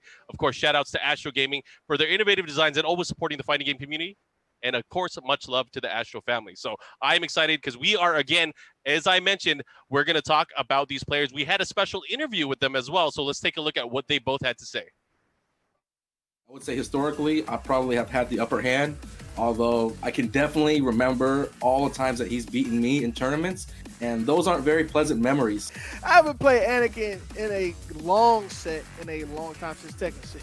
We actually used to be really, really good rivals when I was coming up in Tekken 6. Tekken 5. When Anakin was, you know, like, he was preteen. You know, I play him every now and then. I've beat him in tournament before. I didn't like, people like, oh, you just be Anakin. I was like, he's a kid, man, you know. So we go way back. Nothing but love for the guy, but This kid is going to be ridiculous when he get older. Then Tekken 6 came out. He was playing Roger Jr. full time. And he was winning all the Georgia tournaments. we talk about Pokechop, I feel like, you know, we're talking about his antics, how funny he is, how like he likes to clown. We're not talking about his skills, how much he wins, who he's beating. Besides Clint the Beast, I was the only person that could actually give him a run for his money and actually beat him. And I finally beat him in tournament. And this was, 6. You know, I personally have maybe 10 plus years of experience actually fighting against him. So these things are going to be like drilled into my mind, into like, my knowledge of him as a player and everything. And I finally caught up with Anakin. Like, I started getting better, started playing more people as well. I started traveling. I think I have a really good understanding of how he plays. And since we come from the same city, we kind of came up playing the same players. Like, we kind of have like similar mentalities when it comes to certain topics of the game, similar play styles, and we kind of really, really understand each other. Then Anakin started going out of state, started playing a lot more, and then he took off. He left me behind a little. Since we had a huge rivalry back in Tekken 6, he pretty much knows my game, and I pretty much know his game inside out. I got old, man. I got old. So, Anakin still got the youth of his 20s. I'm in my 30s, so man. I'm gonna be careful on this one, because if I sit here and say I'm gonna beat him down badly and it doesn't happen, I'm gonna look really bad. I'm gonna get totally outright destroyed. Although I think that's what's gonna happen, I think I'll give Pokechop, 2 games, maybe 1. That's what I'm talking about. I'm gonna get half of a match. I'm gonna get half of one. It ain't gonna be 5-0. It's gonna be 5 point. It's gonna be 5 to 0.5. God dang! Y'all could have gave me somebody easy like Shadow. Yeah, I said it, Shadow.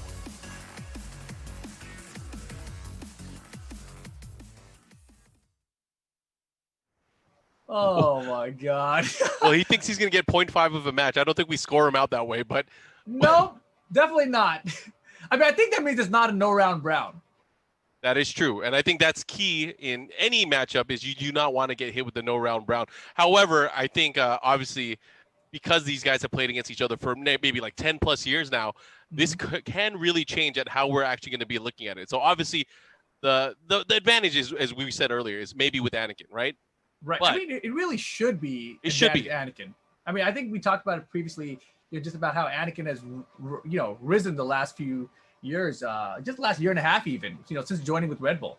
But let's see what you guys out there thought about this matchup. We have Anakin versus Pokechop. Let's see. We had a tweet that went out, a little poll. See what you guys thought about it. And as you can see there, Anakin 60.6%, Pokechop a solid 40. I think that's actually not too bad.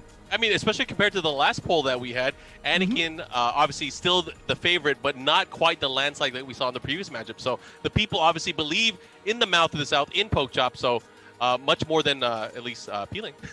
Oh, yeah, without a doubt. And the thing about Pokechop that's really interesting to me is, he didn't have Bruce when this game came out, picked up Josie, but then since then, he's kind of become this DLC specialist, right? So Negan comes out, and he goes ham with that character. Like, he's probably the best Negan I've seen. And then now Falkenraum is out. Everyone's seen the matches and the sets he's had with Big Majin, and his Falkenraum, it's no slouch. And we all know how strong Falkenraum is. Let's put some respect on his name, too. He was able to beat so many of the international players that came out to Atlanta Battle Opera, which was probably the last and the biggest dojo that we had for the TWT circuit last year. And he was able to take on all comers, whether there was a top Japanese player or even a top Korean player. He was not defeated by them. And, Anakin, I mean, he has a list. He has a list of things that he's done not only last year, but even the year before. He was the top points getters for the Americans last year. Had such an amazing series of matches where he was able to beat and overcome some opponents that he's never beaten before. So, again, these two guys, they are definitely going to be bringing it. And speaking of bringing it, we're about to get started. Game 1 of this set, first to 5, is going to be Paul my God! or Anakin going up against Falkenraum.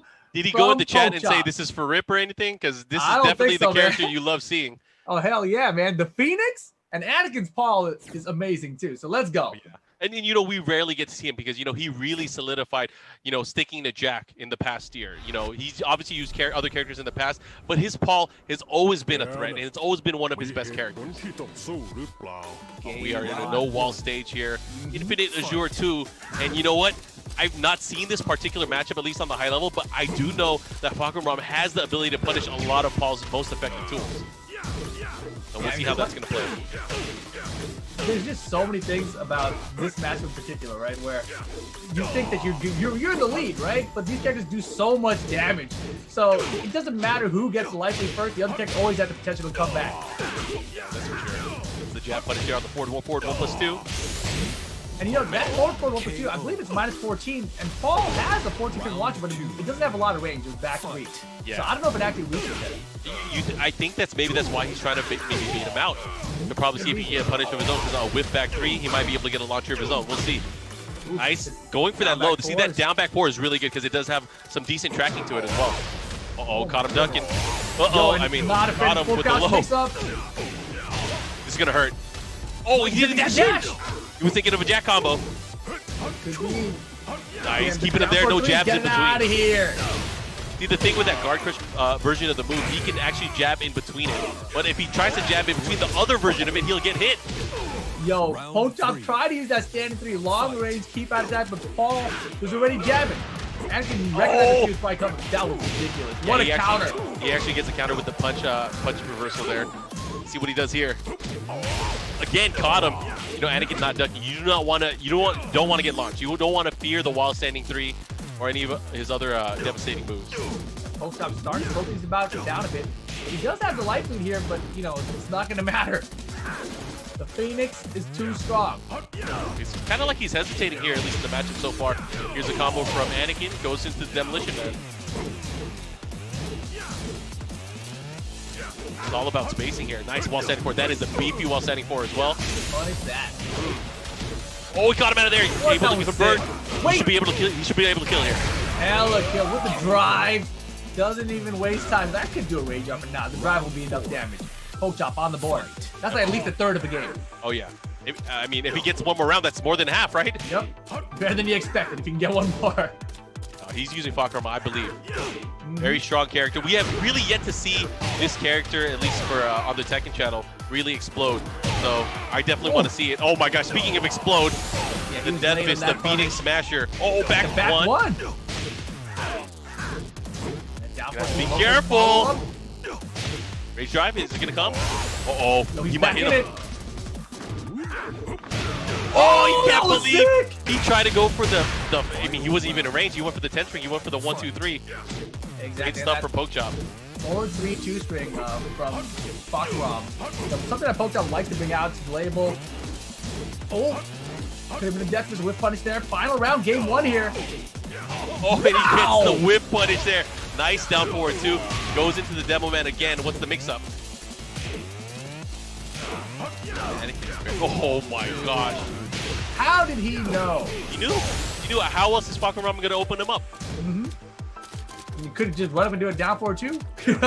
Done yet. He starts down back 4 again. This time using the 3+4. Oh my gosh, back to back. He went for the classic mix-up mid-low. Yeah, and again, he had done that a few times, right? Put him in the guard set situation, do a running 3 after. This time Anakin ready with the jab, keep out, floats him out of the air, and gets the first game. I feel like Poke Chop's in the lead now because he got more than half a game there. I mean, that might be a confidence booster for him. He might be like, yo, that's more than I expected again. We can do this. We can actually get 3 rounds in one time. We can do it for sure.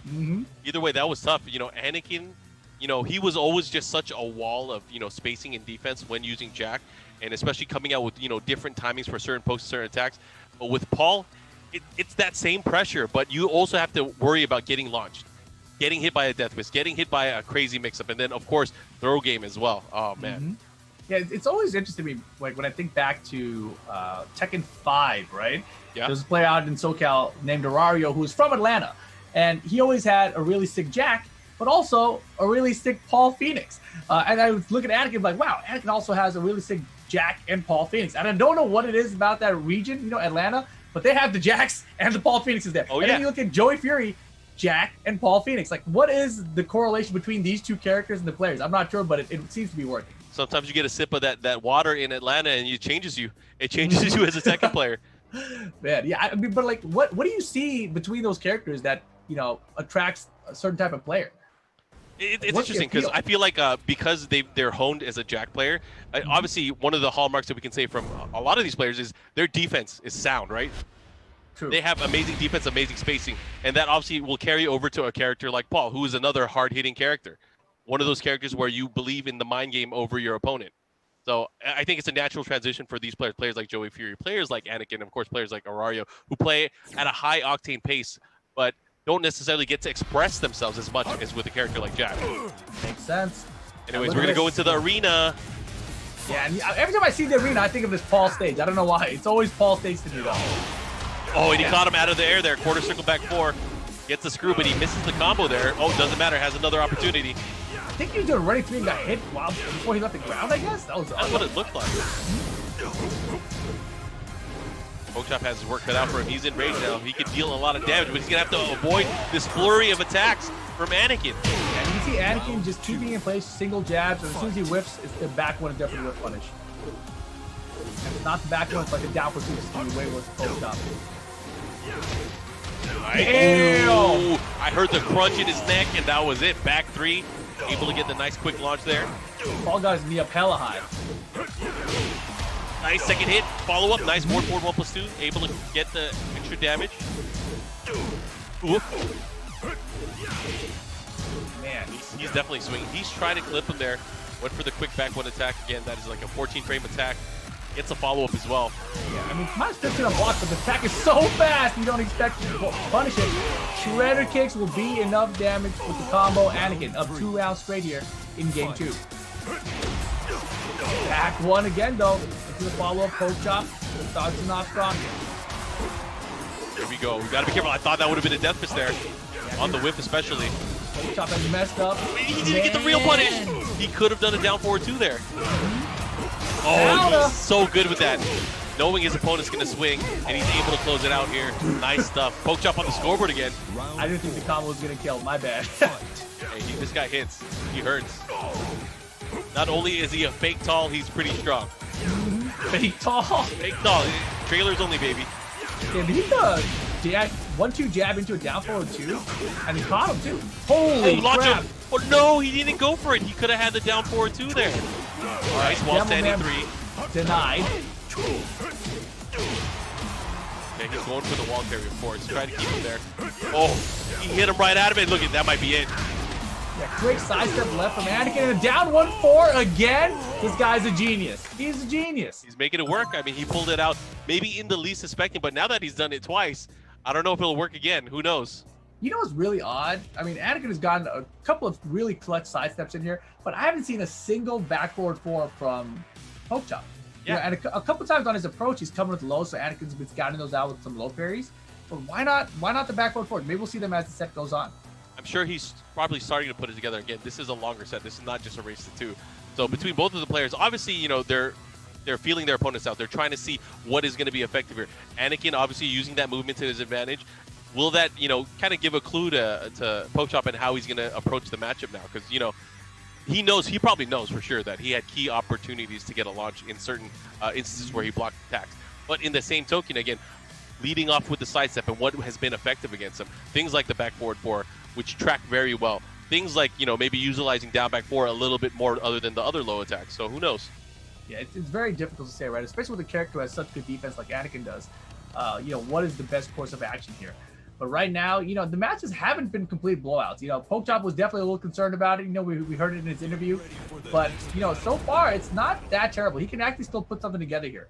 Yeah, for sure. And, you know, I mean, we all say Fakrum's strong. We all kind of recognize that he's strong. But Paul is also a very freaking strong character. That's the thing I've been saying. You know, a lot of people, you know, you go on Twitter, you see them complaining about characters, etc.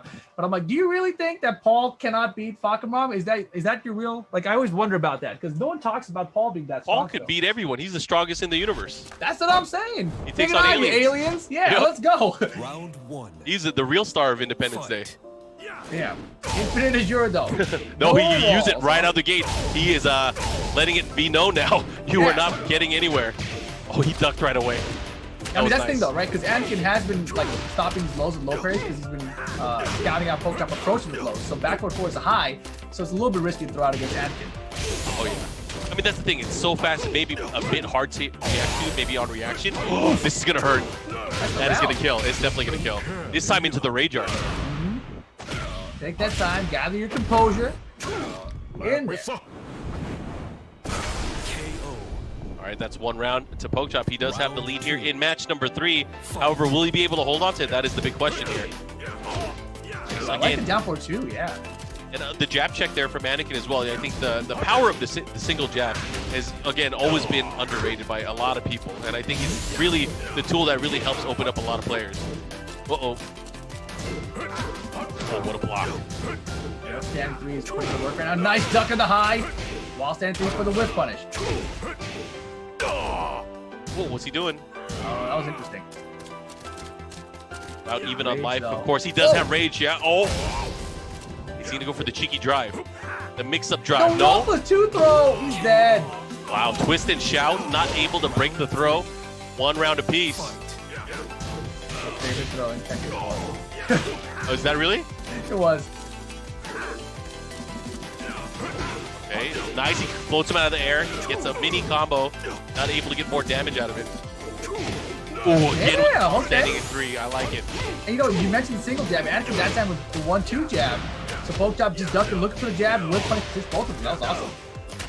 It's a mix-up. Goes for the down forward, too. No punish! Oh my gosh, he got him looking. Uh-oh. Where? Rage mode? Oh, he just did it! No fear, Death Fist, and look at that Anakin. He definitely has an ATL Death Fist, and I've seen many of those in the past. Moving like the speed of light. Here we go. Trying to keep him there. Anakin looking really, really strong here. Gets the follow-up there with the flash elbow. Once again. Getting the launch here. Oh, he didn't get the dash, but doesn't matter. Resetting the damage opportunity. Still in this. No. 4 attempt, yeah. Oh! The Phoenix! Oh, wait, back one into the drive. Look at the damage. Faded. Oh, yeah! Nice, I like it. Going to a final round here. Pokechop might get on the scoreboard here. He needs this one. Oh, yeah, for sure. Keep it close. Stay in 2 the to 1. contention here. Back one. Good time to back. Yeah, he didn't even go for the back 3 there. Oh my god, these back 4 whips could have been down 4 twos every time. Nice. again, transitioning into the ducking position really quickly, but again, that wasn't, oh my god, I can't believe he did it again! He did it again! Dude, Anakin, he's a cheeky fellow, this guy. Down 1-4. You can see a bunch of people using it online now, trying to get away with murder, but man, look at that, 3-0 so far in favor of Anakin. He's looking really good, he's looking really strong here. You know, we don't have player cams right now, but you know he's got his Red Bull face on, his RBF, right? But then at the same time, I wonder if like he just lets out this little giggle when he hits the down 1-4. You know, I feel like there's just a little giggle that comes out. Oh man, good old down 1-4. And the worst part about it now, if you're poke chop, because I've been hit by this mix-up as well. Now you know you're gonna get hit by the down 1-2 later because you don't want to get. Maybe I don't know, but see that's the thing. Is Anakin gonna do it? Is he gonna do it? Is he gonna mix up the mix-up? Does he have to even mix it up? Are you gonna really get hit by the down 1-4 though? If you're poke chop, if this was you, Mark, would you take down 1-2? No, I would jab in between. I would jab in between because you can jab between all the options. All right, see, you're a genius, Mark. You're next level. I would be guessing. I'd be scared of the mix-up. I'm scared of the mix-up, so I'm not even gonna try to maximize the punish. I'm just gonna jab. Bro, I would duck super hard. I'm like, this ain't happening again. I'll take the down 1-2. So I'm gonna launch you if you do down 1-4 again. Yeah. Oh, either way, we're gonna go into the the fourth matchup now. It's 3-0 in favor of Anakin. So match number 4, and again with the Infinite Azure, what is going on here? I don't know, man. I don't know. But fuck, I mean, you know, both these characters are ridiculous with walls, though. Yep. Yep, they're ridiculous. I mean, they're ridiculous in rage. They're ridiculous in general. Yes. Yeah, you know, the tattoo on Fakumam's face looks like Jin elected him, and it's like tattoo rubbed off of his arm, which is Fakumam's face, too. Oh, Anakin starting to come out aggressively here, using a lot more pokes here. Nice elbow. What a whiff punish, but he doesn't convert to the combo. Nice. Okay, down 4-3-4. Follow up here. Poke chop needs to get his offense going. He does have rage. Oh, twisting shot broken. Yeah, that's time important. That might have actually killed him. It definitely would have. What do you do? How you gonna deal with it? No punish, not even a back one, nothing. 10 strings? Uh-oh. He is making a statement without saying a word. I can't wait to interview him later. Okay. Oh, what a bait! Damn. Was that Corsica for the one to wait into Shredders? That's yes. tight. He ducked and then he went to Shredders. That was crazy. We're running through all of this. He's definitely in poke chop's head right now. Definitely. Oh, nice. I thought it was counter hit. Did not get the full juggle there. Yeah, that's spring. The second and third hit are minus 12. Round the third hit. Fight. All right, here we go. Anakin with the huge lead right now. Let's see if poke chop's able to make a comeback here. Oh, nice launch. Good. That's one way to do it. He misses the back 3. No. It's okay. He's still got half-life here. So one launcher and he should win the round. Yeah, nice half-life, but a counter strike here from Anakin. Oh my god. All day. Down 1, down 4 this time. I think it's gonna happen. I'm waiting for it actually. Oh Here it no. Is. Oh, this time he was ready. That's one way to counter. You're not gonna down 1 me. He puts him in the orange box and it's all over. Oh, he hella went for it too. Oh my gosh. Is he living? He's Hell dead. no. He's dead. Jeez. He got me with that one. Hell yeah, he did. Damn, he was ready. Not even for the 4, he was just ready for the down 1. He's like, I ain't dealing with the mix-up. Oop, uh-oh, this is bad. Oh, Anakin has a huge lead right now. Anakin's not even gonna go for a lock. He's gonna poke him down so he can kill the down 1 mix-up. Oh, here it is, here it is. Oh, sidestep 3. Caught him looking, and look at that. Anakin is now up 4-0. He is. It's looking ugly. I mean, look, Pokechop said as much in his interview that he was gonna get destroyed. I didn't actually believe him though. You know, I thought he's just playing it up for the camera. You know, Anakin was talking about, you know, everyone knows for his antics. They don't know, you know, they don't talk about his skill and everything. And I agree with Anakin, right? Like, and Anakin's completely correct. But this is looking like that age thing he was talking about. You know, he's old now, man. And Anakin, he's not in his 30s yet. It's young man versus old man right now. I gotta believe. I mean, we were talking about it earlier. You gotta believe in the old guard. You gotta believe in the old guard. You know, he showed things here. We saw some moments of brilliance. He was able to mount a lot of damage, but he has to close it out. That's the thing. It's closing it out, and that's where it counts. Do you think right now, since he's on his last life, is it time to bring out Negan or Josie? I think he will stick with Bakuman. I want to see some Negan. or some Josie. I want to see a switch. I just don't want to see the Pocket Rom. The Pocket Rom is not working. You know, he's tried it, right? He's given it a good try. 4 games. Let's try something else. I don't know. We'll see. And between the two, I mean, doesn't Josie punish Deathless pretty well too? It's not like he's blocking a lot of Deathless anyway. I mean, she can, but it's not like really well. It's not like she gets a very consistent launch afterwards or anything like that. But I mean, is he really blocking the Death Fist? I'm waiting to see. Yeah. He blocked one. Boy. He's locked. He's stuck with Negan then. Yeah, for the whole set. I mean, his Negan is no slouch. Oh man, I hope you have your pants on. Oh man, I'm sitting on the toilet. All right, here we go. He brings out the Vampire Bat Lucille, and now we are going into this matchup. Surprise, surprise, he's not going to go down with Fakaram. He's going to call out his homie from AMC's Walking Dead. Easy peasy. Lord Negan steps to the plate. Round Now, is this going to be like a double, a single, or is he going to go for the home run here? That's the question. Oh, he can't whip that. He's dead. Whoa, okay. Still putting in work right now, but no. Oh, the second hit. I was going to say early on, it looked like Pokemon was already moving with more confidence, at least movement-wise, but right now, he is caught in the vortex. Oh my gosh. Don't do it again. Nah, don't do it to him. Don't do it. Don't do it. Oh, man. What a whip punish. That was crazy. His spacing. Yeah, dude. He's recognized he has such a lead. He's like, if I just stand here and then I backdash, you can whip something for me? Okay, nice. Able to catch him here. Let's see what kind of setups we're going to get. Again, he has to be very careful back to the wall here. Not cool. Definitely not cool. Not cool at all. Oh, he interrupted him there. Oh my god. How did that hit? Oki and the Death Fist. Set point for Anakin to get the full sweep, 5-0 here. It doesn't matter if you bring weapons to the party, Fakaram to the party, dash into hop kick, drop the full combo. Yikes. Okay, nice wall standing too. Here we go. He's gonna push towards the wall here. Let's see what kind of damage he gets. Goes for the stab. Yes, he does.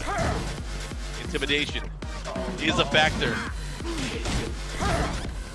Keeping the pressure here, going for the plus frame, gets the shove, but oh, big combo here from Anakin. What's he gonna do? Transition. It's way back two. Set point. Watch out for the Death Fist. I feel it. Oh god! No! He killed him. Oh my goodness. Anakin with the 5-0, 5-0 sweep. Oh, that is a little heartbreaking. I thought we were gonna get a little bit more of a competitive set, not gonna lie. But it went down just as Pokechop predicted. You know, I mean, we did not even have a competitive interview in that regard. Yeah. But I'm interested to talk to both of these players because I know they're both doing their things within the Tekken world, whether it's training locally with players online or through Anakin's, his tutorial series as well. So I'm excited to talk to them and also ask them, like, what happened there? What happened there? That was ridiculous. Yeah, I've talked about it multiple times over the past year and a half. Just Anakin, the way he's leveled up since gaining these sponsorships, right? Obviously, he's Radiant's Red Bull Anakin now, and we've all watched him just grow as a player and just compete against me at the highest level of the game. So many top finishes. Evo last year, top 3. We saw him a combo breaker, top 3, and he always seemed like he was so close to just taking him out. And now, unfortunately, we're in this situation where we don't get these offline events anymore, right? But it's obviously seems like Anakin hasn't lost a step. His Paul Phoenix has always been great. I've always kind of wanted to see him go to Paul more in tournaments. Especially in those matchups with Nee. Because Nee would always bring Paul out against them. And yeah. But I was like, bring your own Paul. You have a Paul too. I've always wanted to see that. We never got to see it. But here we go, Anakin today with the Paul Phoenix getting it done, 5-0 over Pokechop. Nice work, of course. And again, both of these players, great players overall. Don't let this score tell you any different. I mean, Pokechop is a great player. We've seen him play against countless other great players in the past. But I believe we're going to bring in both players for an interview, and we're going to be able to talk to them and ask them a little bit more about the matchup. Yep, I think we're still waiting to set it all up, though. But, while we get that set up, guys, I'm just curious. Like, do you think Josie Mark? Do you think that could have worked out for him against Paul, or do you think that was like something he shouldn't have even considered? Just that's the thing. I honestly thought that Anakin was not going to be picking Paul for this. I thought he was going to be using another character. So going into this matchup, it's kind of hard to say. I mean, I think Josie is strong. Obviously, Fakaram is a little bit stronger, but he could have done it with any of the characters. But the thing is, your familiarity with the character and your ability to do things instinctively without having to kind of sit and think like, oh, I should have done this versus just doing it, that could be a huge difference in the tempo and the speed that you play your character at. So because he's probably more used to Josie and maybe even Negan, those are probably better characters to maybe pick in this particular matchup. It's true. Yeah, that's very true. I actually had watched that Poke Chop Big Majin set, and once Poke Chop gets rolling, and his confidence is building, and he's in your head, that's when he's like a beast, and you can't stop him, right? So without a doubt, momentum is key for him. Like once he starts going, I mean that's why there's the no round brown, is because he starts piling it up on you. He'll win 3 straight rounds. It is a momentum drain against his opponent. He destroys them, but he never got that momentum against Anakin. That's the thing. Yeah, and if you listen to like the commentators, you see him all the time. They all can predict what he's going to do, not because he does the same thing over and over, but because of his personality and the way he plays. He's like, he's going to throw him again, and this time with a different throw. Like that's their mindset. They'll say stuff like that on commentary. Even and between then matches, that's like, what he'll do. He's definitely going to look at the camera and say something. It's going to happen. You could tell because that's within his style. You already know that he's going to make a reaction, whether it's within the game or out of the game. Yeah, it's a little unfortunate the score went the way it did today, but Poke Chop, as we mentioned, fantastic player. I was trying to think. I think the last time I played him was probably it must have been final round or CEO actually. I think it was CEO. And he beat me so badly with Negan. He told me afterwards, like, yeah, from the first round, I knew you didn't know anything, so I knew it was going to be free. And he's just basically styling on me. And we didn't even get to see it, but like, he does those resets where it's either a reset combo or an unblockable with Negan. I got hit by every single one of them. I was like, do I just stay down? Nope, that's a reset. Get up now, unblockable. Okay, fantastic. Fell into the trap. Mm-hmm. Yeah, it's really fun to watch. But yeah, it's also, so odd that we haven't gotten to see more Negans in tournament. Conflict 220 in SoCal, we have him as a Negan, but he prefers Lars still. So he's the guy, he's running Lars and Negan. Like, he picks like the characters that nobody wants to use. But, hopefully in the future, we do get to see more Negans. For sure. But we do have both of the players. We have Anakin and we have Poke Chop. They're going to be joining us on the call right now, where we're going to ask them a few questions about their recent matchup that we just saw on stream. Hey, guys. What's up, guys? Boom. Hey, Anakin, smiling. I could tell you look happy here. Poke Chop, how you feeling? Yeah. All right, let's start with Anakin. Anakin, surprise pick here. I didn't think you were going to pick Paul in the matchup. What led you to pick Paul? I feel like that's a character I have as much as experience as Jack, and he's a character that I've been playing a lot lately, so I wanted to see if Paul could do it, basically. I feel like I would probably have a harder time against Poke Chop's fucking Rum if I pick Jack, just because he knows my Jack very well. We've been playing for years, and he has just as much range as Jack, I guess, when we play that matchup. So I feel like I would have had more problems if I picked Jack. Now, Poke Chop, you guys have been playing pretty recently, having some sets back and forth within the Atlanta area. How did those matchups leading up to this go? Well, those matchups was, of course, offline, so it was a lot more close. It was close fights. First fight, I won 10-8. Second fight, Anakin won like 10-6. Then the last set, it was a 10-9. Anakin won. So pretty close sets. But were you expecting the Paul pick? Yeah. He beat me with Paul, and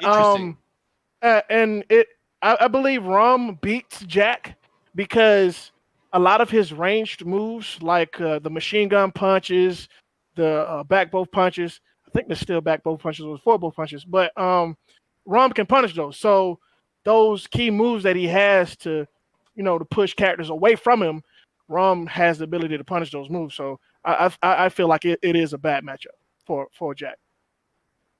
Yeah, and Poke Chop, I feel like a lot of people don't give you credit as a player because of all your on-screen, antics that you'll perform between matches and everything. But I wanted to ask you, are you like a lab monster? Are you someone who sits in practice mode and figures out things with characters, or you just kind of watch videos and study? Like, what's your process? I just play it. Like if we don't have a player that plays a certain character down here, I don't have the knowledge. I don't know how to lab. If I go to practice mode, I'm just going to go in there and do combos. I'm not going to practice on how certain situations or how to punch something. I'm just going to play because I'm the type of player that learns from battle experience. I can't learn from playing the computer and punishing something 1,000 times. It's not gonna be instilled into my muscle memory. So Gotcha. that's why I'm always playing people. That's why I'm always playing offline. I mean, whenever you see me play, I'm offline playing somebody else. Never in practice. I can't do it. I just can't. I got you. And another question I had about you. Obviously, you've kind of went down this path of being this DLC monster, right? You've got this Negan that's super strong. Now you've got Fakam Rob. Is that your path here? I mean, what are you waiting for? I understand there's no Bruce in the game, right? But Josie's pretty strong right now. What do you think about her too?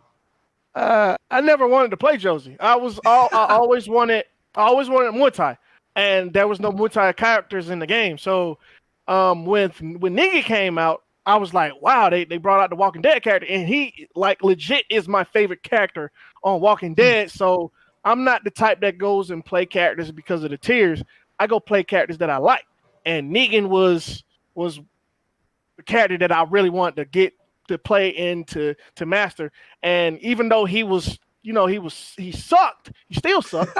I stuck with him. I stuck with him. And then the release of Rum, when he came out, I was like, oh, everybody's getting dropped. I don't care if this character's sorry. I don't care if he's top tier. I'm picking this character because that's Bruce. I mean, he's not Bruce, but that's the best I'm gonna get. That's the best I'm gonna get as far as Bruce.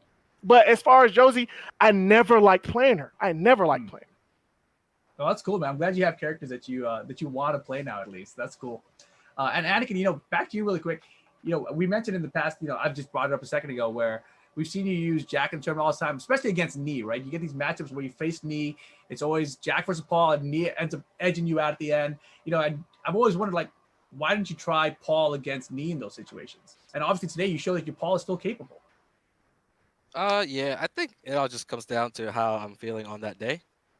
If I feel like I give myself the best chance using whatever character, I'll definitely go with them. It just so happens that I always feel the most comfortable with Jack, and I don't really want to count him out and not give him a chance to kind of earn his victories in a tournament. I don't want to just discount him just because I've had so much success with him. Well said. I mean, you've definitely changed I guess the outlook on Jack leading into it. I mean, you did so amazingly well last year. I think you even ended up beating Knee in one of the events last year, and then JDCR, because that was another player that you didn't beat prior, but you ended up finally beating him in tournament, right? Yeah, it was a long cold streak of playing against JDCR, but I actually got him the last couple times, including the one in Thailand. So felt good to get that monkey off my back, and to do it with Jack just feels good, and it shows people that you can kind of play with the character that you think you're the best with, or you want to have fun with, and still kind of play on whatever level you want to play. Nice. Before we let both of you guys go, I got to ask Pokechop, is there anything that's going on with you now Tekken-wise, anything that you want to tell the Tekken fans, and where can people follow you or watch you? You can follow me on Twitter, YouTube, and Twitch at Pokechop50. Right now, every Wednesday is 4-4 Fight Night. Every first and third Saturday of the month is OG Saturdays. And we have monthlies that's going down every last Saturday of each month. So if you all would like to watch some high-level ATL Tekken action, you could tune in on my channel on those days. So everyone, make sure you take note. Give Pokechop a follow and make sure you watch the streams. They stream pretty regularly, so make sure you guys watch their Tekken action. Same question for you, Anakin. What you up to now, and where can people follow and watch you? Main thing lately has been the series on Red Bull Gaming's YouTube channel, the Class in Session, where we try to teach beginners Tekken. Pretty much anyone who's tried to, or anyone who's had an interest or wanted to try Tekken, and now with all this extra free time, you could definitely watch those videos and pick up a hard to learn game in just a matter of a few short vids, and that's been pretty cool making that during quarantine and everything. Otherwise, you can catch me streaming on my Twitch channel, TK_Anakin. Like to have a lot of fun and show play different characters and everything, so it's always a good time. Sweet, man. Well, thank you guys for the match today. I know it didn't go your way, Pokechop, but I'm sure you'll bounce back, and hopefully you'll get your match with Shadow. I don't know why you want it so badly, but hopefully one day we get to see that as well. I mean, Shadow already had his time when he came down here, and then I defeated the Japanese players, the Korean players, and the Philippine players, and Shadow caught that work by Negan, by the way. Uh-huh. Oh man, nicely done. Good job, you guys. We're gonna let you guys go now. But congratulations, Anakin, for your Paul showing. Impressive stuff. Nice. So, Rip, we are 2 out of our 3 matches down now. What do you think so far from what we've seen today? Things have gone not the way I expected, obviously. I think that... Oh, sorry. Yeah, I had someone in my ear. I apologize, guys. But, we do have more matches coming your way. These last couple matches didn't go the way I thought they were going to go. We had Suiken. I thought he was going to predict it exactly. This last match with Pochop, I didn't think he was going to predict it exactly. So I don't know what's going to happen next. We still have 725 versus Run It Black coming up next. We can talk about that a little bit later, but I have a feeling that's not going to go the way I expected it to go either. Well, we'll find out, but I believe we are going to be taking a short break, and we'll be back with more Tekken action here from the Tekken 7 Online Challenge. Be right back.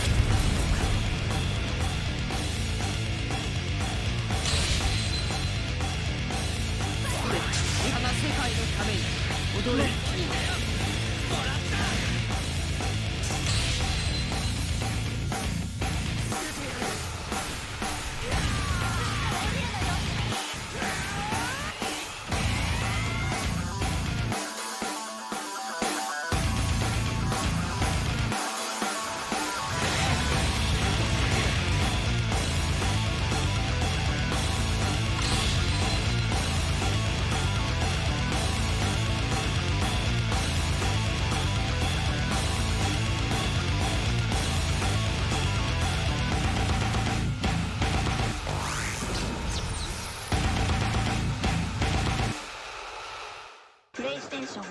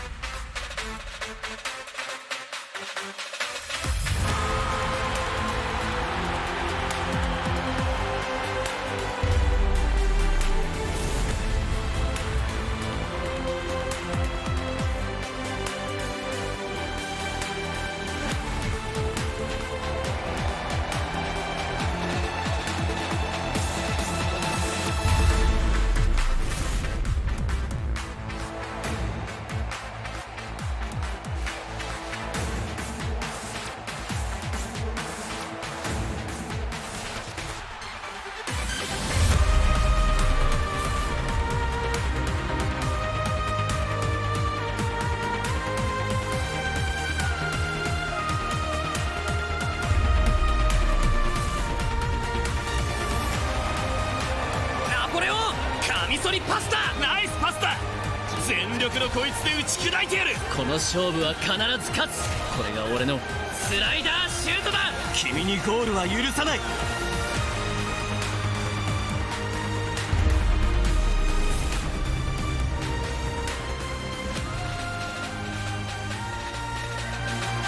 頼むぞ翼。よし、これが俺たちの力だ。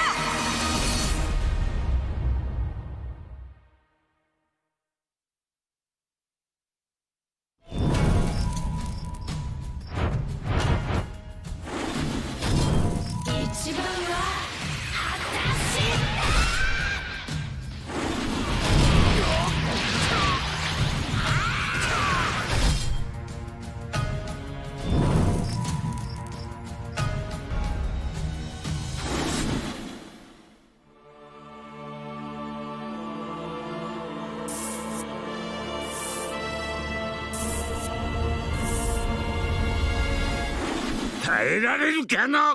一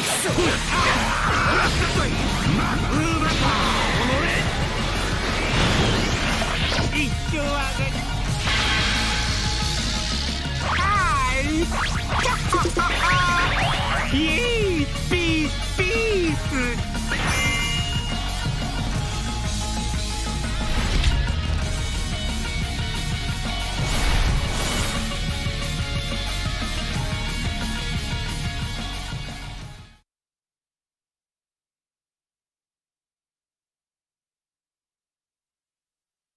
Why? The guy has no like right playing me. He's like nowhere near my skill level. What the hell? First, I 10-0'd him like off stream, and then he was like, "Let's play on stream." And I was like, "Okay." So I 10-0'd him again, and then he left right afterwards. It's in his favor. If you were to put the tally marks onto paper, Bronson is ahead. Oh, I feel so gross. Like, I'm being humble about it. I'm being honest. But then when he starts playing offline, he's in a whole lower class. It's like the Titanic, you know? He's like Leonardo DiCaprio, where I'm one of the rich people up top. So this is the thing with Bronson. If he knows he's gonna lose, he's gonna start talking to you. Wait, he died too. Leonardo died. And then Avery, I don't know what the he's doing. Like he's owning these SoCal people online because they suck, one, and two, he's like the king of the suck. You got like this group of like idiots with like Suiken, Eris, and Rip, and MYK people, but they're not good at Tekken either. You know, like they don't know how to play. NorCal's just better than SoCal. Yeah, no, SoCal. Let's go NorCal.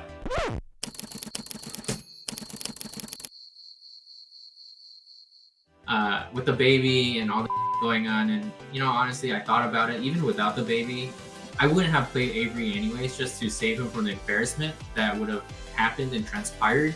Okay, so Bronson's dropped out. He's a father now. He's retired officially.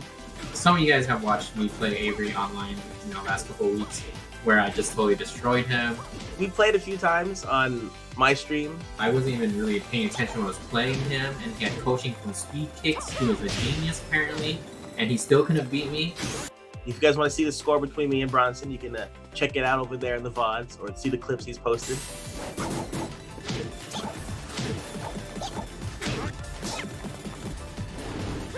KO. What? No. Anything Bronson has to say about numbers and first to whatevers, it's all false. And did he win 16 in a row against me? I have no idea. I cannot remember that. I highly doubt that happened. Gotta check the VODs. Those VODs might be deleted. He doesn't deserve to play me, especially on a stage such as an exhibition of Tekken, brought to you by 10-0. There's no way. And this man that is gonna play Red and Black is one of my closest friends, and he actually taught me Tekken. Right? So we have 725 of Kwanba versus Run It Black. Give Avery at least a 1% chance of winning this exhibition. Because if I would have played, it would have been a 0% of him winning any games at all. But I appreciate you guys reaching out to me. I appreciate you guys supporting me. And I'll see you guys in the future sometime. Peace.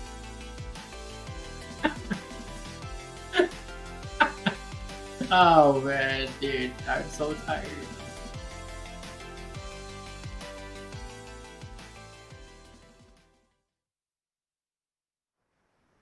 There you have it. Welcome back to the Tekken Online Challenge. I'm Rip, joined by Markman, and our next match coming your way is 725 versus Run It Black. And Bronson's so good at talking smack. I don't know if he was planning on talking smack or it just comes out naturally. He is so good at just... I don't think he's ever not talking smack, you know? He throws you off if he's being genuine.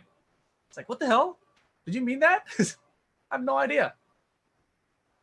Yeah, of course. So you guys just saw a bunch of cool, aside from that odd interview, you guys saw a bunch of cool trailers from the team over at Bandai Namco Entertainment, all this cool stuff that is out now, but of course on the horizon as well. I'm looking forward to Captain Tsubasa. I can't wait to play with my friends online. But man, that interview, I kind of wish Bronson was playing. I kind of wish he was playing, but unfortunately he's not able to be here, but I'm sure he will be here in spirit or in the chat. Yeah, I wish that we could actually just see that matchup anyway, because I feel like running back could beat him if it was for real. You think so? I think so. Why not? He's younger, at least by a little bit. Bronson looks like he's been through hell. You know, I've never had a baby, so I don't know what it's like, Mark, but it seems like it takes a toll on your body from what I've seen from Bronson. Maybe, but you know, the one thing that would give him the advantage in the matchup, probably an Astro headset. Because Astro Gaming, of course, back for another year, supporting the Tekken Online Challenge as the official headset and the mix amp. So, of course, this year, Astro Gaming will be providing for the open event tournaments prizes for our champions and, of course, for with their separate products, and of course custom merchandise as well. So again, big shout outs to Astro Gaming for again supporting the fighting game community. Very proud to be part of the Astro family. But man, I'm still shocked at Bronson chickening out. But you know, he sent in a homie. He sent in somebody that is going to be providing us some entertainment with a good match. And I do believe in 725. I talked about him earlier. He's been a long-time Tekken player. I remember him from back in the Tekken Tag 1 days, where you know he was a top player for the longest time. He's able to beat so many of these great players leading into this, even not just on the local level, not just on the national level, but even on the international level. Right. So we did have this little fight card to see between these two players. Let's take a look at it. Young Run It Black. He is one of the best gym players around. Oh, Run It Black 2 takes it. What a set. Okay. Calm down. Calm down. Bronson is throwing out all kinds of moves that people probably never see with Claudio. What did he say? Did he say easy? Round 1. Fight. KO. Perfect. There's no way Run It Black's name should be anywhere near my name in any form. You lose. Okay, so Bronson dropped out. New challenger. Yeah, the beat down. Okay. Forget combo. He's not about those. Oh my God! Oh wow! Did you see? That was unbelievable.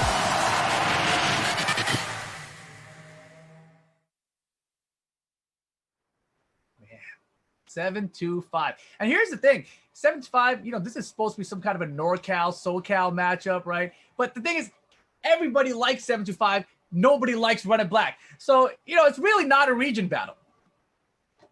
So what kind of battle is it then, Rip? What are you trying to say here? It's like a battle between good and evil. You know, I think everyone is rooting for the good side. Who in the chat is rooting for Run It Black right now? NorCal always gets the good ones. Is that true? No, we had Suiken last time. Well, that's true. I mean, I guess. But either way, this should be an interesting matchup. You know, let's talk about the characters. What do you think we're going to see? Obviously, Run It Black has been messing around with other characters. You know, he's been using Leroy. He uses Jin. Traditionally, Jin is his main character. But 725, I don't think he has another character other than Steve Fox. I think he actually has been messing with another character. Oh, really? I think 725 has. I don't know if Run It Black knows about it. I know about it. It's a character that I've been playing a lot of as well. We'll see if you know, that's what he's going to do. But before we get there, you know, let's hear from these players themselves.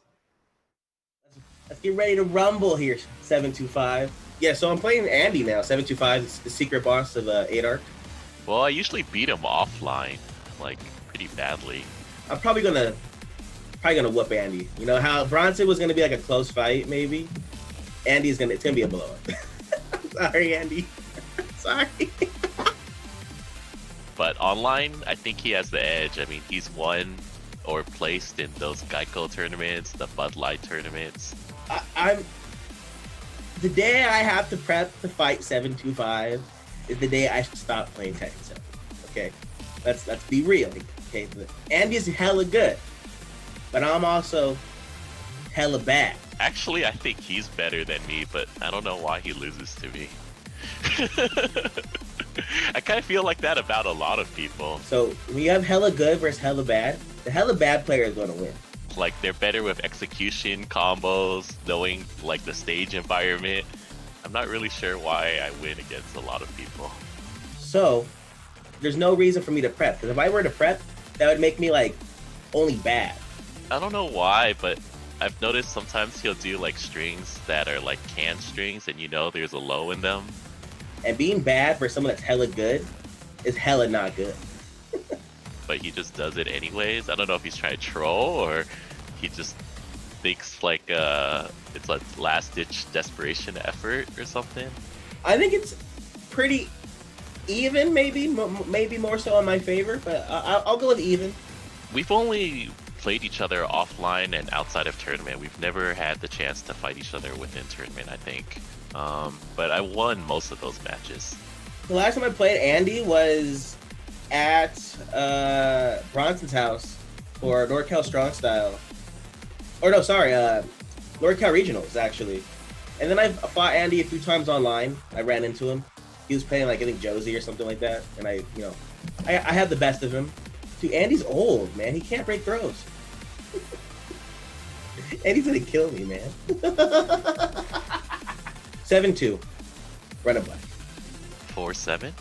See, you have like Rep and Suiken, they're always barking, talking about SoCal being better than NorCal. Oh, well, at the last Evo, I don't think any of them placed really high. Man, let me tell you, Rep and Suiken, those two are idiots, all right? If you try and name like the top 5 SoCal players, I mean, who they got?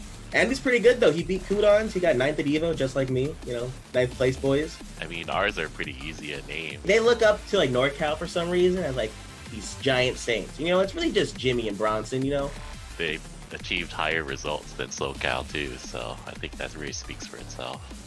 Yeah, SoCal sucks, man. That's why SoCal likes to claim me when I'm doing great because I don't give a complete about them. Okay, they could really, go over there, over by the gutter.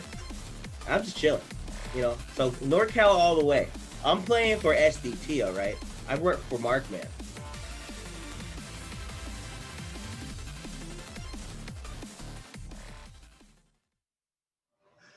I have such a big smile on my face, man. He works for you? I can't see the thing is now I can't even cheer against him now. I feel like, oh man, I gotta put my money up for Run It Black.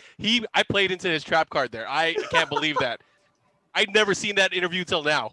Neither have I. Dude, that's fantastic. I feel like I came out a winner out of that interview. You know what I mean? And you hella came out a loser out of that interview. Run It Black is gonna win 7-2. I can't wait to see this. Andy's an old friend of mine, but man. I'm sorry, Andy. It's not for you. And by the way, he called you an idiot, Rip. I know. That's why I feel so good about it. If somebody's saying if you're really dumb and somebody's like smarter, then that's like not dumb if you're dumb. You know what I mean? Yeah, that guy's an idiot. See what I'm saying? Yeah. Anyways, guys, you guys are tuning in. This is the Tekken Online Challenge. This is going to be the final match of the day. My name is Mark I'm here with Rip, and we are going to be your host here and let you in on the action. It's going to be fun stuff. I hope the players are ready because I know the chat is ready. But let's see what everyone was predicting as we went into this. What did the crowd say? Because, right now the crowd is 2 for 2. But look at here. Oh, damn. What does the poll say? Oh, my gosh. 69%. I'm going to round it up even though it's not the proper roundup. 69% of you want to see 7-5 win this matchup. And, of course, you guys are all wrong because my guy's going to win. Run It Black. Your guy's going to win. You're on the side of evil right now. Production's against me, I'm telling you. That was awesome. All right, but the matchup is going to be coming up. I think Andy said it was going to be 4-7. Does that mean he's going to lose? He didn't specify. He said usually it'd be like 7-4, right? Yeah. Who says 4-7? I think they both said that Run It Black's going to win. Andy said he's going to get 4 games. Run It Black said Andy's only going to get 2 games. Either way, if let's say it's going to be that, I mean, Andy picked that he was going to lose. Run It Black picked he was going to win. Looks like my guy's going to win.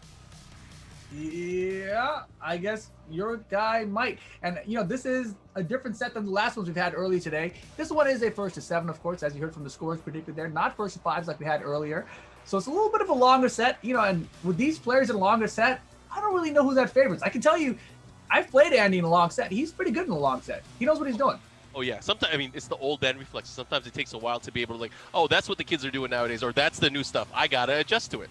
And the thing is, his play style, I don't know if you want to call it weird, but it's unorthodox. Sometimes he will opt not to go for a combo, but sometimes he'll opt for certain crazy things, like he's going to throw out a power crush in this instance. Stuff like that. Could be. Yeah, he uses the power crush a lot when he's using Steve Fox. But look at this. Run It Black going with Fakamram. Oh, man. Versus 725's Steve Oh, Fox. man. All right. Well, game on. At least from the discussions that we've been seeing from a lot of people say that Steve is actually pretty strong against Fakamram because he does have the tools to put a stop to that offense, put a stop to a lot of the moves with the big windup. There is that key move with Steve Fox with the counter hit back one, but let's see if that comes into play. And they're starting it off. Run It Black with the early hit to the legs. And, yesterday, Run It Black opted not to use Fakamram. He lost in the tournament. And he got 7th place, I believe. the open tournament that we had. But he came out in the chat and he said, like, I'm an idiot, I should have used Fakam And here he is in the set starting off with Fakam Yep, he kicks him in the face, gets the back 4-2 at the wall here, and Red and Black looking really strong from the outset, looking to get a power crush, and ends the first round with a victory. Oh, where man, you at, NorCal? Exactly. NorCal versus SDT. See how I left SoCal out of this? Yeah, fantastic. you're protecting yourself. I like it. Oh, easily. He landed the whole flicker one string. What happened there? Oh, man. And he's special, man. Nice. Just outside of range. There's the one we talked about, the power crush. Ooh, easy. The Fox, baby. The Fox. Wow, that was crazy. You're going to see a lot more of that in this set, guaranteed. It's going to be a masterclass. I mean, he makes use of all the stats. You're going to see peekaboo, you're going to see flicker. There's going to be a lot of mix-ups that we probably don't normally see from Steve play. Nice. Again, oh, he knew there was an interrupt. 15 frames in your face in between. That was perfect. Yeah, and he's going to get the wall. Hey, look at that damage, dude. But not phasing Andy at all. Oh my gosh, that was a big opportunity for a launch. Not able to get anything. Wow, throws him back. And a down back four is going to get him the round. And man, he's going to be powering up every single round. Going to go for that pop-off again. Going for the power crush, just that beatdown punch. Nice. Flicker back two. Punish. Red and Black looking really good, making great use of that 3+4. Here we go, the Albatross. He ain't ready for the. Oh my gosh! And that was the bomb. That was the bomb we were talking about earlier. That back one counter hit. Double rage. They're both in range. What's gonna happen? Like that rage drive. The drive, of course, he's gonna answer back to the rage drive. Red and Black getting the first game. Yeah, he and wasn't the key ready charge for that. too. Yeah, he's powering up, taunting, and now the key charge to close it on the first game. He's feeling good, feeling confident. So it's 1-0 now, and you know that was a lot closer than I thought would be from the outset. Obviously, both players still trying to get a feel for the matchup, and this is a long set. Again, 7 wins to the victor to decide who is going to be our champion for tonight. What do you think from what we saw so far? I'm wondering if we're gonna have another blow up, another 7, another 0 on the scoreboard. That's what I'm really wondering here. It's either 7-2 or 7-4, right? Yeah, it's supposed to be 7-4, 7-2. It might be 7-0 the way this is starting. I don't know. He got a few rounds here and there. He got some key moments here with. I mean, first and foremost, he has the cosign from Bronson Tran. Bronson Tran said it was a 0% chance for Red and Black to win if he played. But now that 725 is playing, he has a 1% chance to win. Oh, okay. So he's got a big 1%. It looks like, a really big 1% or a small 1%. Which one is it? Man. I mean, we talk about Red and Black. It's usually small, but this percent is pretty big. I think it's a big ass 1%. 75. What's he got to change in this matchup? I mean, I think he played pretty decently. Just he got Fakam wrong, man. I think the spacing and just, the natural play style for Red and Black, he tried to stay out of certain ranges. Obviously, he got clipped here and there. He got hit by one big counter hit back one. But I feel like the more you get used to the rhythm, it's going to help out in the long run. So I think maybe Red and Black will start running away in maybe the second or third match. But now this being the second match, I don't know how it works for Andy. It's been a while since I've seen Andy play competitively. But eventually, he's going to change how he plays as well. Eventually.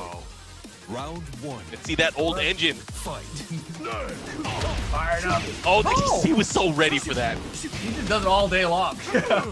It's his main tool. Wow, that was a nice out the back one. Nice, he goes for the upward one, tries to get out of the wall. He went for a power crush again there, but stumped him. Yeah, the start up there. Not in time.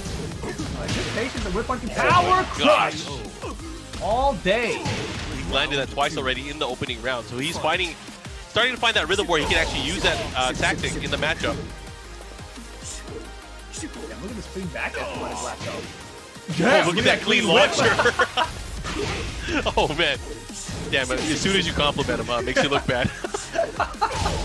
He's backdashing into the wall. What's he doing? Nice. Oh, he tried to go for the whip punish here, unable to get it here. And there's the option from Andy, goes for the low.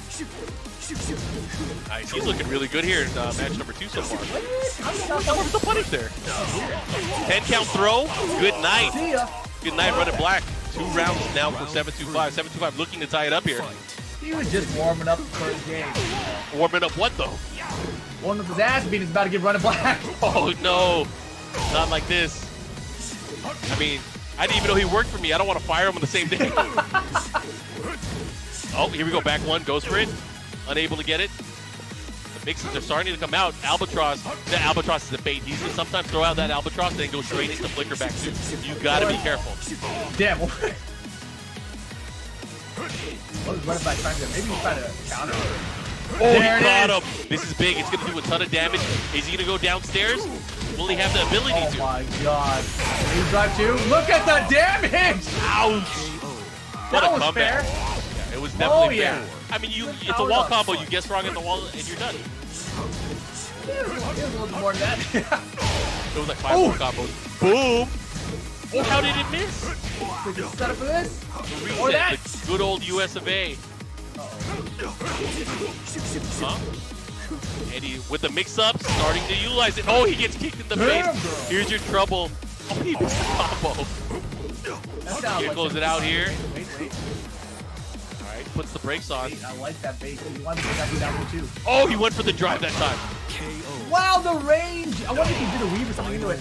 But here we go. Red and Black could go up 2-0 now. 75 2-round lead disappearing. I mean, not if 75 has anything to stand on. Oh, what a duck. That is a good way to get under the flicker pressure. To the low. Go for things that crush. Running free. Keeping him at the wall. Oh, power crush. Gets the punish. Wow, good jab interrupt. Well, not only can he get a jab, he could probably get a back one in between. He's going to have to be very careful at how he's utilizing that. He's got to use Sonic Fang for this funny thing.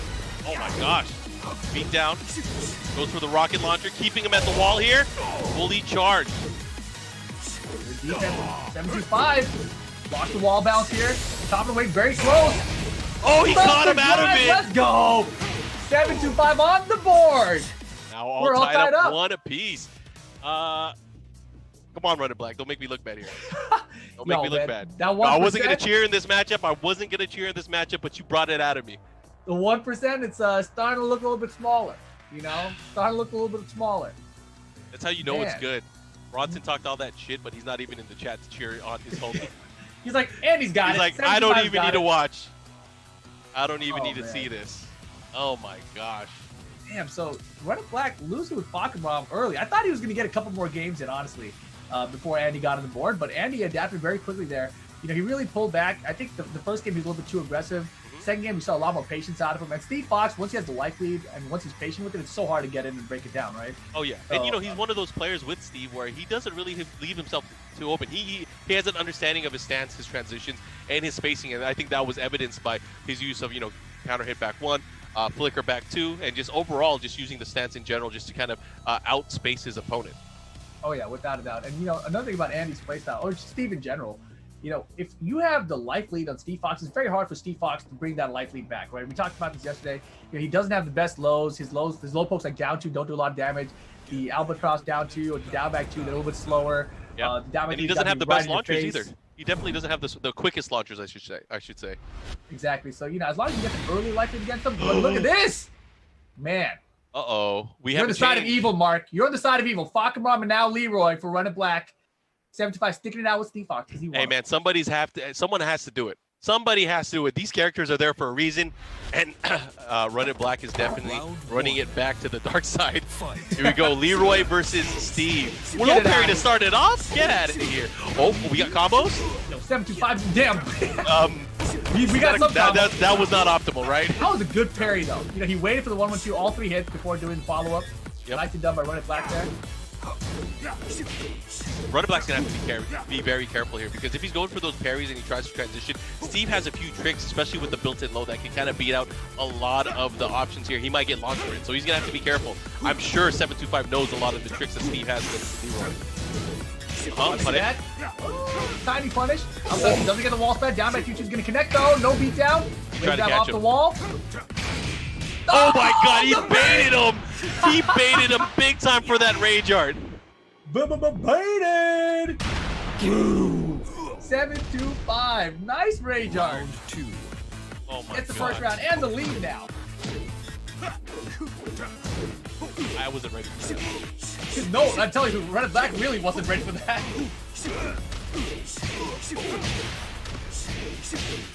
Nice. He's gonna push towards the wall again. Goes for the running too, but no punish there from Running Black. Man, 725 is looking really strong here in the second round. He does have rage. Goes for the rage drive again. Oh, it's getting hotter. Keeping the pressure. Oh my God. Low parry. That's a rookie mistake. You don't do that on a veteran. What do you think taught Bronson how to do that, man? It's 725.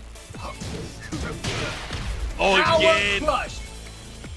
Jeez, okay. This is looking really good for 725 right now. Look at him. He's got the life. He's like, come in. Like, Red Black is struggling. Like, what is he going to do to get in on his opponent? That's the question here. Yeah, run into this back one. Come on. Does he really think he's going to out-counter hit Steve here? That sawed-off shotgun's not going to have the range that he needs. Oh, my God. Okay, mixed up. Goes to the 4-4. No. Oh, I thought he was going to launch for something. Now what? Oh, and that's big, but he's not going to get a full combo. No! He didn't punish right. He's trying to punch parry twice in a row. Twice in a row. Oh, he really wanted to make a statement there, but the greed there from Old Man 725. Running Black might have a chance here now. Bronson must be laughing his ass off watching this dude. Dude, the way we saw him end the video where he just laughed, that's exactly what he's doing right now. All right, Running Black, come on, bring it back here. Nice block. Using the down 1+2 now. Trying to create some pressure of his own, but a great whip punish there. Nice use of the back three. Uh-oh, he has the wall. Boom, boom. Straight for the wall carry. Rage going down for 75. Gets caught forward 3, and now we're going to final round to take the lead back in the set. That's pretty tight so far from what we've seen from both of these players. A decisive round for the lead here in the series. Oh, 1-1 still punish. Straying away from the orbital. You know, he probably has impeccable orbital defense, I would say. He fights against Jimmy J. Tran, who never uses the orbital. Yeah, this orbital's a little better. The cane! Okay, the combo follow-up here, down 3-2. Gets the screw. Now pushing towards the wall. Not going to get the wall, though, but he does have the tracking low. Oh, that was big. That hurts. Rage mode now for Leroy. The 75 getting. Oh my God! Got punched in the mouth. Did anyone see where his mouthpiece went, guys? Judges, did anyone see where his face went? Good Lord! Why was he whipping up forward 3+4 from that range? I don't know. That was an interesting strategy for the end of a round situation. Up forward 3+4 from half a screen away. Hey, 725 having a lead now. He does. What is it? 3-1. 2-1. I see that punch was that hard hitting. I thought it was 3-1. He counted as 2 games. That's what it should have counted. I mean, he tried to style on him though 2 rounds before that with the double punch parry. Yeah, he did. He waved at him. He waved at him twice. He was like, like punch me. Nope, not gonna punch. Red Black, nicely done there, but you know the Leroy doesn't work out. It was close though, very close. I think I'm gonna use a lifeline here, Rib, and I think I want you to ask the chat what they think about the matchup so far. Ask them to press some numbers. All right, chat. With the way things are going so far, give me a 1 if you like 725. Give me a 0 if you like Running Black. 0? Not even a 2? All right, let's see if we can contribute here. Everyone, oh, we see some 1s. I see a lot of 1s. I see 1-0. I saw 1-0. I'm gonna put a 0 in too. I can't leave my boy hanging. I put a 0 in as well. All right. Oh man, you guys all believe in 725, huh? Damn. All right. We'll check in with you later. I'll see how this one proceeds. Running Black now switching over to his main character, the regular Jin. Now, this is, I think, where it's going to get interesting because, you know, I still feel like 725 has a lot of confidence in this particular matchup. He's always had confidence against Mishimas and Mishima-style characters. But, you know, obviously Jin being more of a hybrid Mishima, but still susceptible to a lot of the weaknesses that Mishimas have. And probably more so with the way that Andy plays. So we'll see how this works out. Also, Running Black does not like the Steve matchup against Jin. No one does. This is traditionally a very tough match for Jin. Oop, big counter hit. Too far for that 4-4. Remember season 1? Yeah, and you know what? I forgot that Andy trained against Book, who is probably one of the best Jin players in the world as well. Oh, yeah. Running Black Jin, no slouch, though. Yeah, no slouch unless he starts losing. I feel like it's a little out of practice. I think he spent a lot of time with the Leroy. Off-season Jin. You know what I mean? Uh-oh, but things are working out here. He caught him ducking. should be able to get the wall here. Savage Sword. No, 1, 2, 3 into the down 4, closing it out. Run It Black taking that round, and he throws out the taunt. But no counter hit this time. You gotta watch the rhythm here. You have to definitely watch the rhythm at the way Andy's playing. You'll notice that the mini flicker back dashes in conjunction with his flicker jabs and his back one. It's really designed to keep Run It Black away, and then open him up for things like that. Yeah, that flicker back dash is killing him. And he's so good at using it. Not a lot of team players use him in that way. So a lot of opponents aren't ready to keep possibly like getting in that range and slowly back into flicker back there just to get the whip funny. Oh, nice break on the complicated wire. Looks like he went for the one grab there, but Run It Black able to take it here 2 rounds straight now. This is looking a lot better Run It Black. But here comes the low parry from 725. Oh, he misses the combo. Out of range. Bait? Maybe it was a bait, the good old reset. Still trying to keep him there. Again, Albatross 2 to continue the pressure. Reset to maybe the neutral. Lean back, that's to get Run It Black. Facing out. Wow, this time goes for the win. Crouching Demon step 3, the follow-up here. Has the Savage Sword at the wall. Into the throw. Looking to close it out. One more hit could do it. Oh, he not missed. Over. Damn, he tried again. Swing back to back, not happening this time. 3 rounds straight, no round Browning. Run It Black ties it up 2 apiece. I don't know. I feel like that changes everything. And you know, because he hit 2, do you think that's why he changed to Jin? Because he called it out 7-2, right? Oh, you're right. Is that why he went serious to his main character? He wanted to live up to his own prophecy as well? What's his prophet name? We're not going to give him one. Come on. Come on. Dumbass. We're still going to call him Rib. We're still going to call him Rib. All right. Well, Run It Black tying it up 2 apiece. This is a 1st to 7 chat. You guys just tuning in with us here. This is the Tekken Online Challenge West pre-event. We're going to have more of these events around the world. Make sure you guys check out the schedule at TekkenWorldTour.com. Of course, there's going to be exhibitions and open tournaments across the world. So a lot of fun stuff.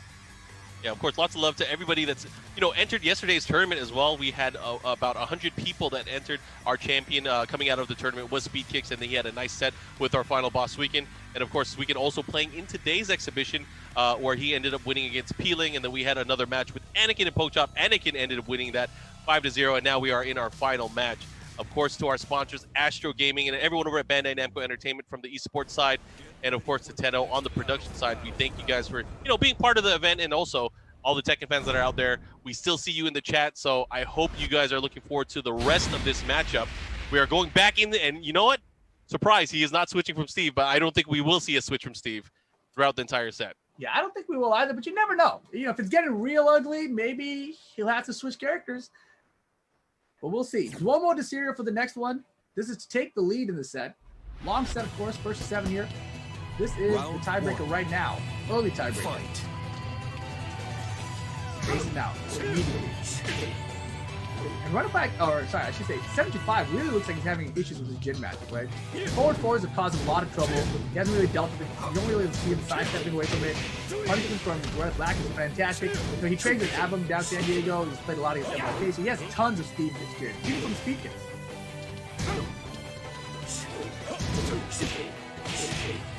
Good down jab interrupt. Nice. Oh, he went for looks like a throw break there. Oh, and he cut on him.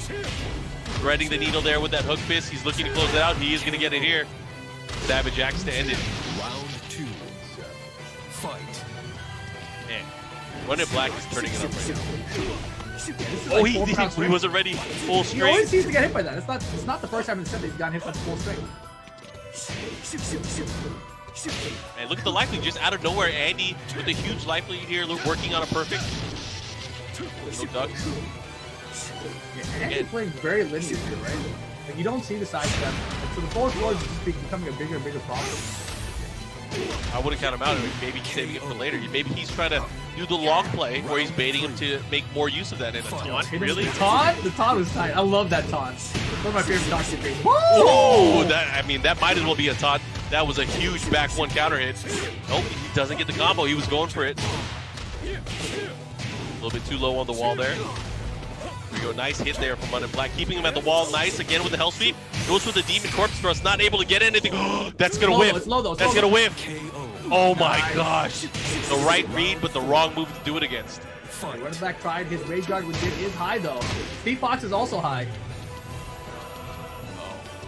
gonna happen. Aizu tries to keep him there, but again, Running Black making great use of his lows to kind of beat out and crush what 725 is going for. Woo! That was sexy. Let him whip the power crush, punch with the electric, and the wall carry good. Hella damages. All right, no perfect here. Andy way behind though, running through and he closes out. Final round again to take the lead now. Uh-oh. Fight. See, this is going to be a big one because they're going to pull away to the lead. Not just that, but it's going to break a prophecy or two. Follow up here. Nice patience here from 725. Uh-oh. Nice. Albatross. Just kind of baiting him out to go for a move there. I'm waiting for the flicker back too. Not going to happen. And look at this. Again, Running Black making great use of that down 4. Time and again. Running Black is chipping with something. We talk about 75 or 2 pots trying to make a comeback. So difficult to counter it forward for all day. Oh, that was big. He gets the wall here. It's not going to kill, is it? Oh, it does. Elegant a kill. This guy, regular Jin. He's pretty strong still. You know, he doesn't always get a combo after forward 4, but it's counter hitting a lot anyway. You know, you don't see 75 trying to step in, especially the electrics around it too. So, man, what are you going to do? What's he going to do here? I don't know. I mean, it's tough. I mean, the way both of them are playing, it's, you know, back and forth. And his ability to get the counter hits are there. He's still playing the right way, but the thing is, he's not sidestepping. He is not taking advantage of the linearity for a lot of the things that Running Black is going for. He's going for things like down 4 to beat out his jab strings, to beat out his flicker jabs. But if he's able to sidestep that, he could probably convert it into a lot of damage. I agree completely. Not just that the forward 4. The forward 4 really came into play there, and the range of the Electric Wind Hook Fist. So either way, I think we still have quite the battle to see, and you know it's still early. We're not even close to 7 yet. No, not even close. This has been very back and forth throughout. Of course, you know, since Running Black has switched to Jin, it's all wins so far, right? So this is kind of the turning point now. So if I think Andy has at least one more game with Steve Fox, you know, to stick with and see if he can figure stuff out. But if he loses another one, 3 in a row, I don't know if he sticks with it after that. You know, maybe 4 in a row. I don't know. I have faith that he's going to change it up gameplay-wise. I have faith that we're going to see something a bit different. I mean, Andy has always found a way to at least kind of break down his opponent over time. And I think that's yeah, I do think so. No, sorry, I was going to say, do you think Bronson is hitting up Andy and telling him, like is he on the phone with him right now? That's do you think what I'm wondering, dude. that is in the realm of possibility? I'll tell you one thing about the old guys. They're resourceful. I'll tell you that. Bronson is at his place right now. With the baby. Yeah, what happens if he starts picking Julia? Then I'll hella be suspect. That would be tight. Julia now. Well, I didn't know Andy uses Julia at all. He just won 16 straight. Well, aren't we going up to 70? All right, here we go. See how this is going to play out nice. Making, again, use of the Albatross now, too. Still, you know, still trying to keep him in that trap with the flicker jab. Oh, man. Just underneath. Lancaster combo. Oh, man. I forgot that name. That's a tight name. He has a lot of interesting movement. It's crazy because, you know, we had Tekken Tim from Lancaster. And Yeah, exactly. Fox player. We're like, that for Tekken Tim? Like, what the hell? We had a weird notation for that move before. It was like 4 back, 1, 1, 2, 1. Yeah. Oh, nice. Gets the beatdown punch to follow up here. Looking winding really down. good. What are you going to do, though? He's got a block. 13 seconds.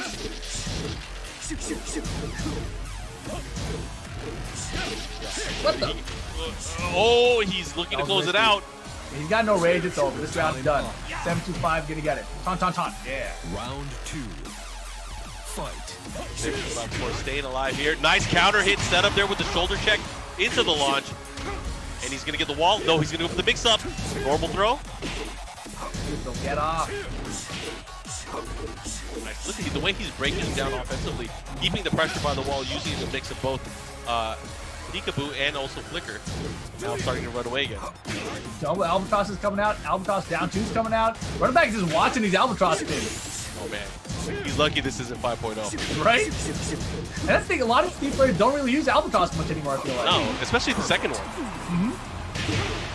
All right, here we go. A perfect from 7-2-5. This is looking really nice for me right now. He does have the 2-round lead. Looking to tie it up here against Running Black. Oh, what a low parry. Dude, the way this is back and forth, it almost makes me feel like 75 is playing with his food. Oh, no way. You think he's going to do it to the young guy? Like that? It feels like it doesn't. Look how dominant this game is compared to the last one. Oh, he was out of range. He could have lit him up there. Got caught trying to duck jab. Yes, having another opportunity. He goes for the shoulder check again, has a good chance. Right through the parry, the low, and look at that 3 rounds straight for 725. Rip, I feel like you were doubting 725 that last round. I was. I definitely Bronson was. called him. Bronson definitely called him. He said, hey, just hit him. Yeah. Bronson in the chat said telegram received. These old people in their communication style. Is that allowed? Is that NorCal tactics? Is that allowed? Do I need to get my phone and message Run It Black? You're gonna have to do something because right now it's tied up. It's None of my advice would help him out. Run It Black, he's obviously not a prophet because he said it was gonna be 7-2, and he's got 3 already. No one's ending with a 2 at this point. Well, either way, there is that other 7-4 score that was called out, and that was called out by 725. So maybe he's building himself some padding. But we didn't say either way which way it was going. I feel like he said it the wrong way. But maybe that was just to cause drama or stir drama. Who knows? So he has 2 chances of being right. That's why. So later on, he'd be like, one of the things about 725 though, he's always taken an interest in this skill called luck. Manipulating luck has always been on his side. So who knows? Maybe it's just his lucky day. Yeah, that was pretty interesting. Run It Black had 0 counter hit forward 4s in that game. So defensively, I think 75 is starting to adjust to it. We still didn't see him try to side the forward 4 at all. He's just trying to play defensively against. He's being more patient, not getting counter hit by them at least, if he does get hit by them. So let's see what Run It Black's going to adapt to here.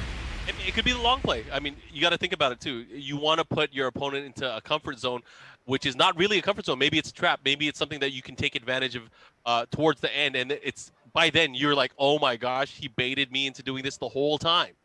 The whole time. Well, we are all tied up 3 apiece. This is a 1st to 7. 7-5 versus Run It Black. You guys are just joining us. It's our final set here on the Tekken Online Challenge US West pre-event. Armbar takedown. Low parry. Run It Black first time with this game on the Hammerhead stage. Doesn't quite reach the wall. Oh, nice low parry.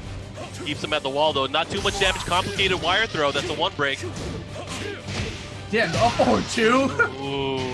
I mean, he went for the beatdown punch. He wanted to make a statement there, maybe catch him ducking. That's one of the rare instances that we see 725 actually go for a launcher as well. He doesn't do it too often.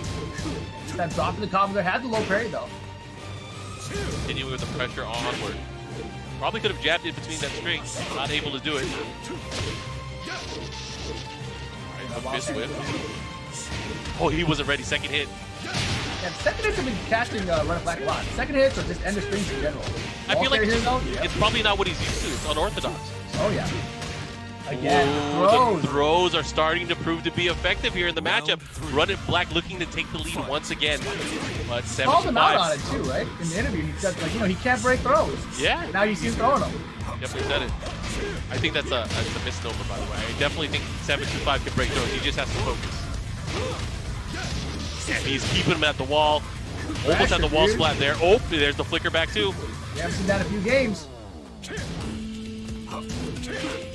Flash duck, goes for it, goes for the power crush again there. The string that he was talking about earlier, this time getting hit by it. Uh-oh. Oh, what a block. He blocked the throw. Oh my god. Oh my god. It's 725. He bet it all. He bet it all. That was definitely kind of wild there.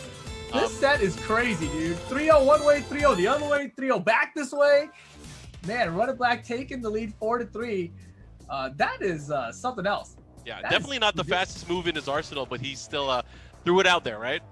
Oh yeah, he's playing real loose right now. 7-5 is. This time it was the up 4-3. Maybe next time it'll be the up 4-3 again. Maybe the up 4-4. Who knows? But of course, things right now in Run It Black's favor. And right now, it's 4. He needs 3 more games to close out the set. I'm just really curious if we're ever going to see Andy switch characters. That's really what's on my mind. Like, is he actually going to do it? Because I've never seen him use another character in a tournament or any kind of competitive format. I would, you know what? I've only seen him switch a few times in older Tekken games, but not in this series or not in the series prior. I mean, obviously in Tag 2, he had to have another character, right? It just, you need one, right? Yeah. Who was his other character in Tag 2? I think it was Lei. What? I think it was Lei. He's an OG Lei player. I did not know that. Yeah, he's an OG Lei player. Okay, 725 the Lei player. I don't think he's going to pick Lei in Tekken 7, though. Definitely not. Definitely not. Oh man, I mean, look, I know he has a little bit of a Leroy, right? And against Jin, Leroy's actually pretty decent, right? Because there's a lot of strings that you see, and Leroy has the ability to parry in between it. We'll see if he decides to ever go down that path. But right now, sticking it out to his main, Stephen Fox. Devil's Pit coming up next. Oh, okay. Let's see how this one works out. Of course, he is at the disadvantage right now. 7-2-5 is Running Black trying to run away with it, but again, it's been going back and forth this entire time. So that's why the score is as close as it is, 4-3. But I would not be surprised. I would not put it against 7-2-5 to get another 3 rounds. Seriously, look at that second hit again, catching Running Black, and Andy off the early lead, half life. You don't see a lot of back ones out here from Andy. No, it's like he's trying to pick his shots here. This time making great use of the peekaboo attacks again. I mean, he has a life lead, which is amazing. Oh my god, lights out, good night. I was like, damn, Running Black blocked the power crush. Maybe he can attack. Never mind. He is taunting in between every single round that he quits. It's because Running Black started with Pokemon right at the beginning. Yeah, right at the start from the get-go. He taunted every round. Nice, gets the quick follow-up hit after the down back 4 counter hit. See if Running Black's able to keep that pressure at the wall, because this is a great position for him. Flicker back 2, this time the Demon Paw to counteract, and the Hell Sweep. Is he going to do anything else? Yeah, he's been working out, running 2, and the beat down. Oh my gosh, he tried to... Oh my gosh, this is so scary. 10 count, important break. Oh, he was out of range. It. What are you going to do? Oh, he actually went for it, but he missed the follow-up as well. Bro. There's no time left. The Albatross 2. Down to 1, 7-2-5. After a sequence of mistakes from both players, gets the round. But now no walls here, so it is not going to restrict movement at all. It can go either way. But look at this huge damage early on here from Running Black. Is he going to continue with the onslaught? Oh, yeah. Man, again.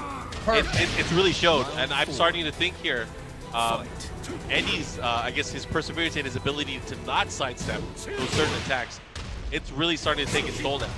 Oh yeah, good funny there with 4-1+2. Oh my gosh, he is flowing on him again though. It's so crazy how this is such a back and forth set right now. Running Black though, I think he can still close out this game and take a 5-3 lead here. If he doesn't though, it's gonna be tied at 4 apiece. Yeah, 4 apiece. And then from there on out, it's just going to be a quick race to 3. Nice electric. Nice conversion here. Let's see if he's able to close it out.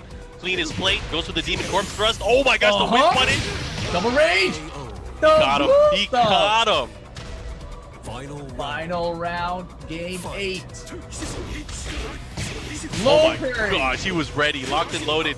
Here comes 7-2-5. Is he going to go for a mix-up? No, he tried to get some extra damage there. Thought he was going to stay on the floor. And that's the thing. You got to watch out. Those Albatross moves are coming out. They look so slow the way that they're winding up. But he is a master at using those moves. Yeah, he's using it at the time that you're expecting to hit some other punches. Then you see him spinning like, oh, I should have taken my turn, but now it's not my turn anymore. Okay. Get that backward almost counter hit. Yeah, it still did a lot of damage regardless on normal hit. Yeah, Running Black is just out of range right now. The electric connects. This is big. Big opportunity because on Wake Up here, it could spell doom. Good block. Oh, he got him. He missed the combo. He did. LLRK's coming. 12 seconds to go. Feel it. You gotta watch out for the drive. LLRK. Is that enough? Not over 5 seconds. He stepped on him. He stepped on him. 7-5 rolled backwards, face up, feet away. Oh boy, that was an interesting choice. Doesn't get it. And Running Black brings it all the way back to take the lead 5-3 there. Yeah, he has the lead, and he has, I would say, I don't know if I'm going to call it a comfortable lead, but he has the lead regardless. This is probably the biggest lead that we've seen since early on where it was 2-0, right? Mm-hmm. Oh, either way, I don't know. It's going to be tough. 7-2-5 is really going to have to start changing things up. I think those things that we called out early on, where he's not trying to sidestep, he's not trying to sidewalk, he's not trying to even sway to beat out certain of the linear moves that Jin is throwing out. That is obviously catching up to him. Yeah, it's definitely hurting him here, but at the same time, I feel like he's just got a timing game that he's playing, right? He's learning when the timing is for the back ones, when his timing is for the flicker back, so he can get the power crush. So I think he's figuring out the timing of running back in general. Yep. But he only has a few more games here, right? I mean, it's not over yet, but running back only needs 2 more, and it's done. So the question now is, does he have enough data, and can he win the next game? Because if he doesn't win the next game, he's in big trouble. Yeah, and that's the thing. Right now, Run It Black, obviously, I'm sure he wants to close it out. He does not want to have this go into extended sets. I feel like the longer that this... Okay, so I don't know how you feel about it, but I think the longer that these matches go on, the deeper we get into the set, the more it favors 725. I don't know. I have no idea. It's so back and forth that it should be what you just described, that 75 should have the advantage in the longer set. But the way these guys have been playing, like dropping combos at the moments when they're about to win and stuff, I don't know what's going to happen. Yeah, and that was clutch because we saw the back 2 hit there from 725. He was looking to close out the combo. Unfortunately, did not land it. And I think that could have been it right there. But we are going to the Twilight Conflict. Round 1. Fight. All right. Yeah, this goes 5-3 in favor of Run It Black. 725 on the offensive right now. Run It Black's going to have to figure out ways to be able to get in and kind of put a stop to this high-octane offense. Oh, goes for the sway that time. I like it. I mean, even if it's just a check, you don't even have to commit to the big launcher. You don't have to go for a skyscraper. Okay, nice. Gets a quick damage combo there from the counter hit down forward 2. That's another move we really haven't seen from 725 either, is the attempt for down forward 2 counter hit. Or down forward 2 sway or duck.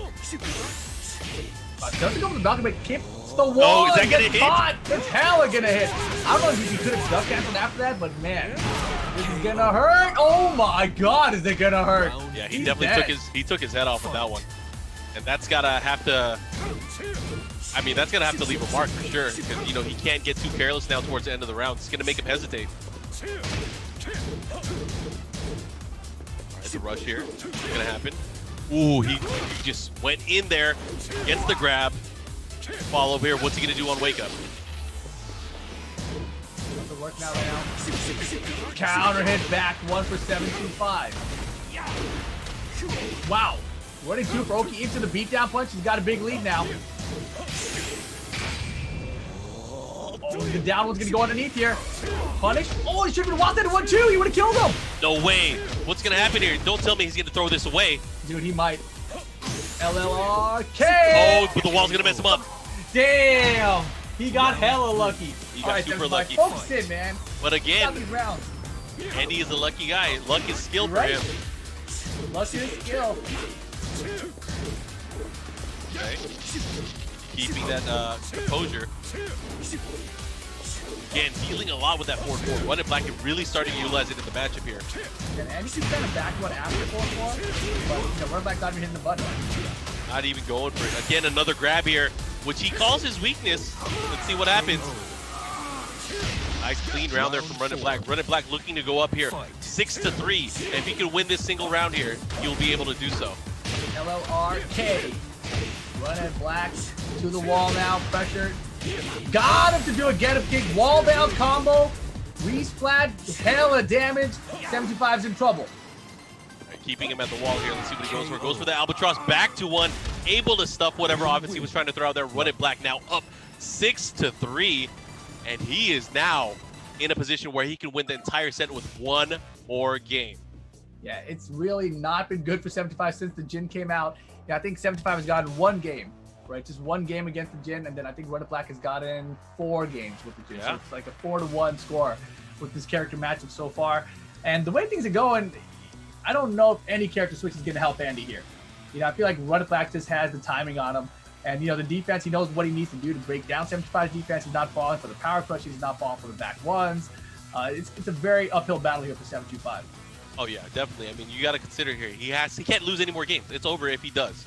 So he's going to have to play at his best. If he's going to go for these adjustments that we were hoping to see, now is the time. Now is definitely going to be the time. And I don't think that Run It Black, even if he loses 1 match here or there, I don't think he's going to switch away from Jin. No, I mean, knowing Run It Black, you never know. Like, if he loses 1 game, he might be like, all right, I'm going to close this out with martial law. You know, like, I don't know. He's crazy sometimes. I feel like he can be, but again, this is a set not only for Pride. They are trying to, you know, make a statement here. Is it going to be SD or is it going to be NorCal? Yeah, right now it's looking all San Diego. NorCal going to go down with 2 losses today, to SoCal and to San Diego. Damn. Beat him to the Wolves. Anyways, we're going to go into the matchup again. 7-2-5 sticking with Steve, much like we expected. And again, trying to catch up right now. It is 6-3 in favor of young Run It Black. Run It Black looking to take the set here. It's a race to 7. So again, if you guys are tuning in, you are watching the tail end of the Tekken Online Challenge Series. We are on Exhibition Day. My name is Markman, and I'm here with Rip, and we're here to call the action. Yeah, I believe we got an error on this connection screen, so we're going to have to reset the match probably. But we are winding down here. If you guys missed the action earlier, we had Suiken versus Peeling. It was a cool match. You had Suiken with his Lei, Peeling with his Ling Xiaoyu. Very fun match to watch throughout. You know, Peeling just one little mistake, tried to go with his Lei in the mirror match. You know, he did it for the people watching, but it didn't quite work out, right? But Suiken, man, he has had one hell of a weekend, to say the least. I was going to say, like, who's your MVP for this weekend, whether it's the online tournament, whether it's the exhibitions? What has really impressed you from what we've seen so far? Yeah, I mean, I think the 2 of them to me are, number 1, Speed Kicks, because, you know, going through an entire tournament, over 100 people in it, he had a 17-game win streak with his Hwoarang to end the tournament, you know? His Hwoarang didn't lose to anybody. It was ridiculous. Like, just nonstop games? Like, that's crazy. And against people like Binchang especially, right? Who was using characters like Leroy and Fakamram, and Speed Kicks is still shutting them all down, right? Yeah, so that was a lot of fun to watch. I think Speed Kicks did great there. But then, you know, on top of that, after that, you know, the final boss challenge comes out, Suiken shows up, and you were thinking like, man, Speed Kicks is unstoppable right now. 17-game win streak, and Suiken's the final boss? This guy? And he shut everyone up. It was amazing. If you guys didn't watch that set, you need to go watch that set again. I actually saved the clip, and I have the screenshot of everyone in the chat that was saying that it was going to be completely free for Speed Kicks. So I have that locked and loaded. I was thinking about tweeting it, but I ended up not doing it. But afterwards, we definitely had to call that out, that, hey, all you guys that doubted the old manpower, surprise, surprise, look at this. Yeah, that was very impressive stuff. And then, of course, you know, Suiken, he had that run last night there. But that was just like a 1st-to-3 set, right? It was like, okay, you got one cool set in. But then today, to come back against Peeling, he calls out what the score is going to be.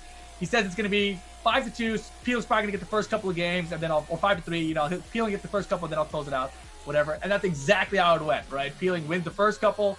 Suiken brings it back, ends it 5-3, just like he said he would. And it was just impressive, man. So shouts to Suiken for the entire weekend. You know, Anakin earlier went up against Poke Chop. That was a fun set to watch. You know, Anakin brought out his Paul Phoenix, which is a character I've wanted to see him compete with for a long time. Poke Chop tried out the Fakamram and the Negan. Couldn't get it done. Anakin, big 5-0. You know, hard to call it, you know, an upset or anything, right? But, like, even the score at that point, because just Anakin has been so unstoppable for the last few years, it seems. So, you know, shouts to Poke Chop, but, you know, back to the drawing board for now. Definitely. As we wait for the matchup to happen, of course, we got to definitely talk about how this kind of shaped up. You know, originally Bronson Chan was supposed to be playing against Run It Black. Obviously unable to make the matchup, but 7-2-5 stepping up to the plate to kind of represent NorCal in the old school and the old guard. And, you know, he started off with a bang. We saw the matches as they got in. We were at a point tied at 3 apiece. But then, of course, Run It Black starting to pull away once he made the switch to normal Jin, kind of finding his footing. And now he's in a position where he's up 6-3. Yeah, it's been a great adaptation by the switch to his main finally. You know, he tried at the Fakamram first, 7-5 shut it down. He tried at the Leroy, 7-5 shut it down. Finally, the regular Jin has been putting in all the work. 4-1 to the score between those 2 characters, but the overall score in set 6-3. Run It Black just needs one last game.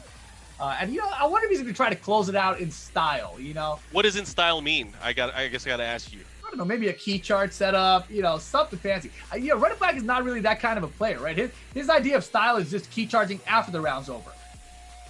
So you're saying he's not stylish? I mean, okay. I'm just saying. All right. I have to give it. We'll have to see once we get there. We're obviously not there yet, but I'd like to believe in 7-2-5. You know, even though I have to cheer for Run It Black, I believe that 7-2-5 is going to make it a bit more interesting as we go into this match or this follow-up match. No, definitely. I hope he does make it a little bit closer, right? Because we're close right now. If he wins one more game, it's 6-4, and all of a sudden you never know what's going to happen. Personally, I think it was at Northwest Majors last year where I played 7-5, not realizing how much better he had gotten. Oh, yeah? We played a long set. We did a first 10. I put up level up the game, and he put up Quanva. You know, we were battling. You guys are betting companies? Damn. Yeah. That's crazy. Yeah, I didn't know he owns Level Up Your Game now. Well, That's awesome. He won the first attempt, I think, and I think we did like a first of 2 afterwards, just so I could get Level Up Your Game back, and I barely won. I think I won my ball or something stupid because I couldn't get it done with loss. But here we go. I like the way you weaseled out of it. But anyways, going into this matchup here, this may be the final match. Running Black right now up 6-3 against 725, but 725 obviously you got to believe in the challenge, right? Hopefully he'll be able to turn it back. We'll be able to have a tighter set, but it comes down to this. It's all on Running Black right now. If he's able to, take the championship, now is the time. Yes, sir. Last chance here for 725. You can have a feel for if he can get some wins racked up, though. Running Black. Isn't that the Tekken 6 outfit for Jimmy? It looks like the one from the ending, right?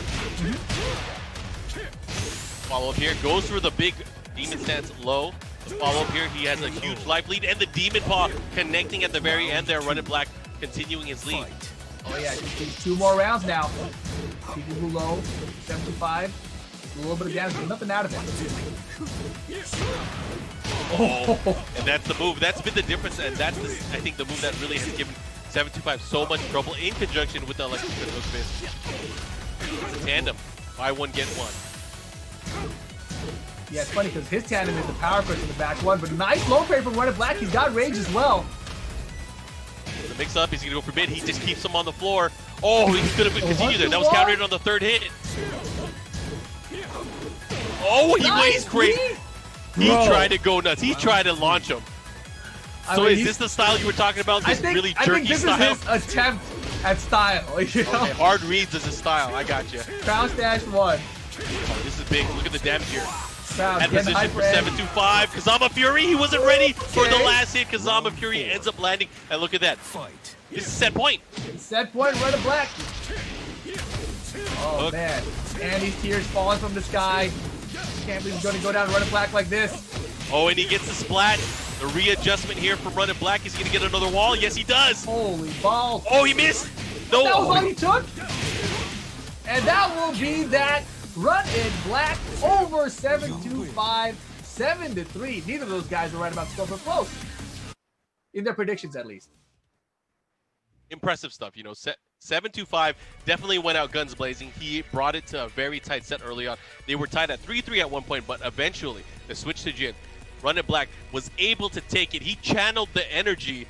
He pulled it off. I got to give it up to him. I got to give it up to him. And now you have to imagine. In your face, Bronson, I want you next. Is that going to happen? Is he going to say it? I have to ask him later on. Oh, we'll see. Man. San Diego Tekken takes out NorCal. NorCal today comes out the big losers out of all of this. That's honestly a little bit surprising. I'm waiting for the production team to cut off your mic. You don't want to say that. I mean, look, they lost the first set. They lost the last set. If we had a NorCal set in the middle, they probably would have lost that one too. Just the way things went today. You're saying poke chops from NorCal? Is that what you're saying? I'm just saying if they were in that matchup, they would have lost that one too. Well, either way, I want to thank everyone that has been tuning in throughout the entire weekend. Hopefully you guys enjoyed some of this action. We are going to be doing the same formula here with the Tekken Online Challenge in different regions around the world. So I hope you guys stay tuned for that in the near future. Stay tuned, of course, to Bandai Namco Esports on Twitter for all of this information. But again, we are going to set up an interview with these players, going to talk to them about what was going on in their minds as we play through the matches and, of course, what they're doing right now in the Tekken world. So, Rip, after all of these matches that we saw this weekend, any particular matchup that you think was your favorite? I gotta say, I'm just gonna say it straight up. I think the Peeling match and the Suiken match was my favorite so far. I think I thought I was done after that. Yeah, I mean, the Suiken versus Speed Kicks match from last night was like the highlight of the whole week. The Geese Howard stage match where you were talking about the walls behind you. You really don't want to be with your back to that wall on this Geese Howard stage. Speakings runs in there with the unblockable shoulder, the blockable shoulder. Suiken drops to the floor, sweeps his leg. Instead of doing a combo, jumps over for the tech catch, jab for the wall splat, jumps over again for another tech catch. It's like, oh my God, what are you doing? Yeah, you guys will definitely find that clip. If you guys check Twitter, you guys check this channel's clips, that'll probably be one of the top clips. But yeah, that was quite the moment. If we're looking at the entire weekend, I think that stands out. And I think we both talked about it. We were doing commentary for 5 hours straight at that point. But that one moment really destroyed our voice boxes after that. We're like, oh, right. I'm done. That was too hype for me. Yeah, my voice is still in recovery mode after that set. That was a really fun set to watch. One of the funnest sets I've watched in months, I feel like. at least commentary months. Obviously, we don't get a lot of commentary gigs anymore, but this right now, the Tekken Online Challenge has been a lot of fun this weekend.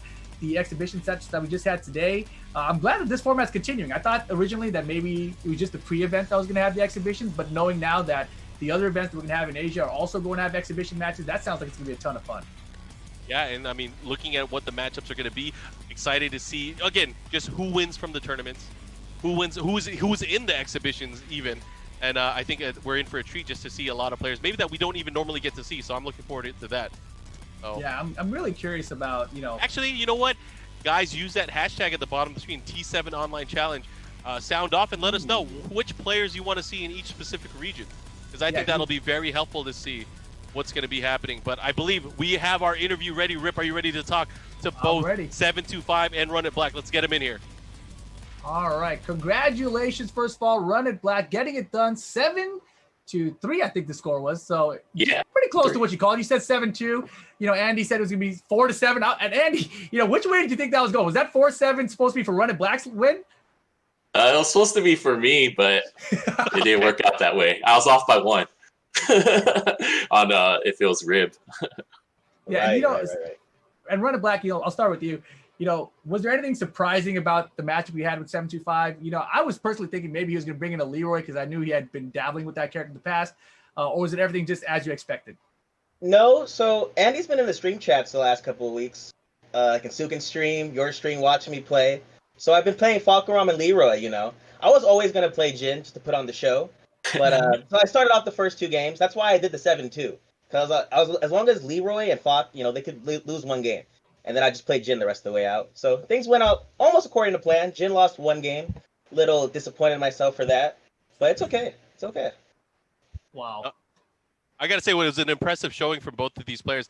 Andy, I got to ask you, did you go through some type of particular training just for Run It Black for this? I mean, obviously, I know you've been seeing him playing other characters as well. But what was your confidence level going in to at least these guest characters with Leroy and with Falcaram, and then, of course, his Jin? Well, I've been watching the WNF stream, so I've been watching Avery play a lot. But it's different when you actually play the batch out. I was looking for the the Leroy string. That's the 1-1, 1+2, 1, but he didn't do it once because I was ready for the full crouch down forward 2 launcher for that. I was practicing that a lot. I was surprised to use Falcaram though. I thought it was just going to be Leroy and Jin. Yeah, Fox cheap, man. He's good. Until what, Tuesday? We'll see. Yeah. I mean, it's the second round of nerfs, so we'll see if he gets hit this time. So originally Bronson was supposed to play this matchup, right? Did Bronson give you any advice going into this? I don't know if he did or not, but did he give you any advice going into the matchup? He just said, "Don't lose." Good job, Bronson. Perfect advice. Yeah, Bronson's a bitch. He didn't show up for this. What the hell? Like, we should do an encore match right now. Bronson's been in the chat the entire time. He could have been playing.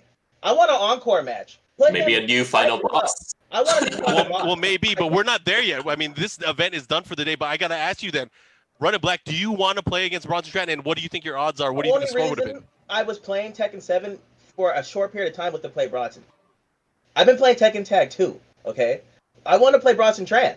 He talks all that shit, talks all about NorCal being better than SoCal. Against Bronson, I'll represent SoCal any day of the week, all right? I can't swear anymore. I think I used my swears too much already, so that's it. Don't do it again. No, I'm good. But yeah, I want to play Bronson. I want to redo this. Andy's a great player, but he's not Bronson Tran, all right? I've already beat Jimmy J. Tran online also in the Tekken 7 West Coast qualifier. I've already beat all of NorCal. Okay, I beat Peeling. I beat Incerity. Who else? I don't even know who else they got. I want Bronson Tran. All right, give me Bronson Tran. This is bullshit. All right, I was contacted to fight Bronson Tran. That's not Bronson Tran right next to me. Okay, make it happen. The next qualifier event, make it co-main event, undercard. I don't care. I want Bronson Tran. Don't waste my time. Well, we'll see what we can do, but that is quite the challenge and quite the statement here. We'll have to consult the powers that be. But before we get into it anymore, 725, I got to ask you, what's going on right now with you in Tekken? How are you enjoying the game? Where can people follow you? Where can they watch you? Do you stream or do you play within locals or what? Just let us know what's up with you. Sometimes I stream not stream, play on streams at the WNF tournaments. I haven't lately. It's been pretty busy with work. People can follow me on Twitter, 725 spelled out. I think Tekken's in a pretty good state. I mean, Leroy and Vakram are pretty strong, but I'm really excited to see what Season 4 brings out. Well, so in the same token, Runner Black, I can see you want to call out Bronson more, but let's stray away from that. What are you up to now? Where can people follow you or watch your action? Yeah, so I play Tekken every once in a while still on my channel, Runner Black TK, on Twitch. Here and there, you can actually see me playing more classic Tekkens right now, more often than not. And then follow me at Avery, my name Avery, AVERIEY_rib on Twitter now. I'm trying to go by Avery instead of Runner Black these days, so let's try to help me out with that, please. But other than that, Tekken's cool, man. Like, it's still my favorite game series. You know, I haven't played a lot of Season 4 or Season 3, sorry, because of there's no tournaments right now, so I haven't really competed. This is the least amount of Tekken I've played in the last 7 years since I walked up on Super Arcade back in the day. But you know, still trying to keep at it. You know, I love playing. You can catch me playing too on Wednesday Night Fights on Level Up Your Game Rich channel. You know, all the time. It's great to play with those guys. It's great that they're still doing events here and there just to keep the game a little, you know, in the public's eye. So shout out to them. Yeah, other than that, you know, just keep playing Tekken. Updates are coming pretty soon, next month. Hopefully, it's start of fall, September 22nd. It's my birthday, so hopefully we get the patch season update on my birthday. I'll be playing Tekken all day or something. Damn, you have a lot to ask. Do you want to play Bronson or do you want the patch early? What do you want? Dude, I want all of them. Okay, I love Tekken. We'll talk to the cops. We'll see what we can do. But I guess that is the end. I wanted to thank both of you guys for, of course, coming in, and everyone else, all of our other competitors throughout the entire weekend. Rip, before we go, I got to ask you something as well. Anything you want to say to the Tekken fans, and where can we find you? No, man, just thank you everybody for watching. You know, this has been a really fun weekend for me. Working here at the Tekken Online Challenge. We got many more of these events coming around the world. Like I said, if you guys have dream matchups that you want to see from specific regions, make sure you use that hashtag T7 Online Challenge. Put in your dream matches if you want to see, like, I don't know, Knee versus JDCR, you know, something from the same region, right, for each of the places that we're going to be doing this. Check out TekkenWorldTour.com so you guys can see what events we have coming up. And, of course, you guys can catch me at twitch.tv/levelupyourgame. We have Wednesday Night Fights online there every single week. We've done 21 of them so far, so it's pretty ridiculous, and we're just going to keep going until we stop, basically. So come on through. Cool. On behalf of everyone on the team, then, on behalf of Rip, 725, Run It Black, and myself, Mark Man, we'll see you guys next time. Bye, everyone. See ya.バンダイナムコ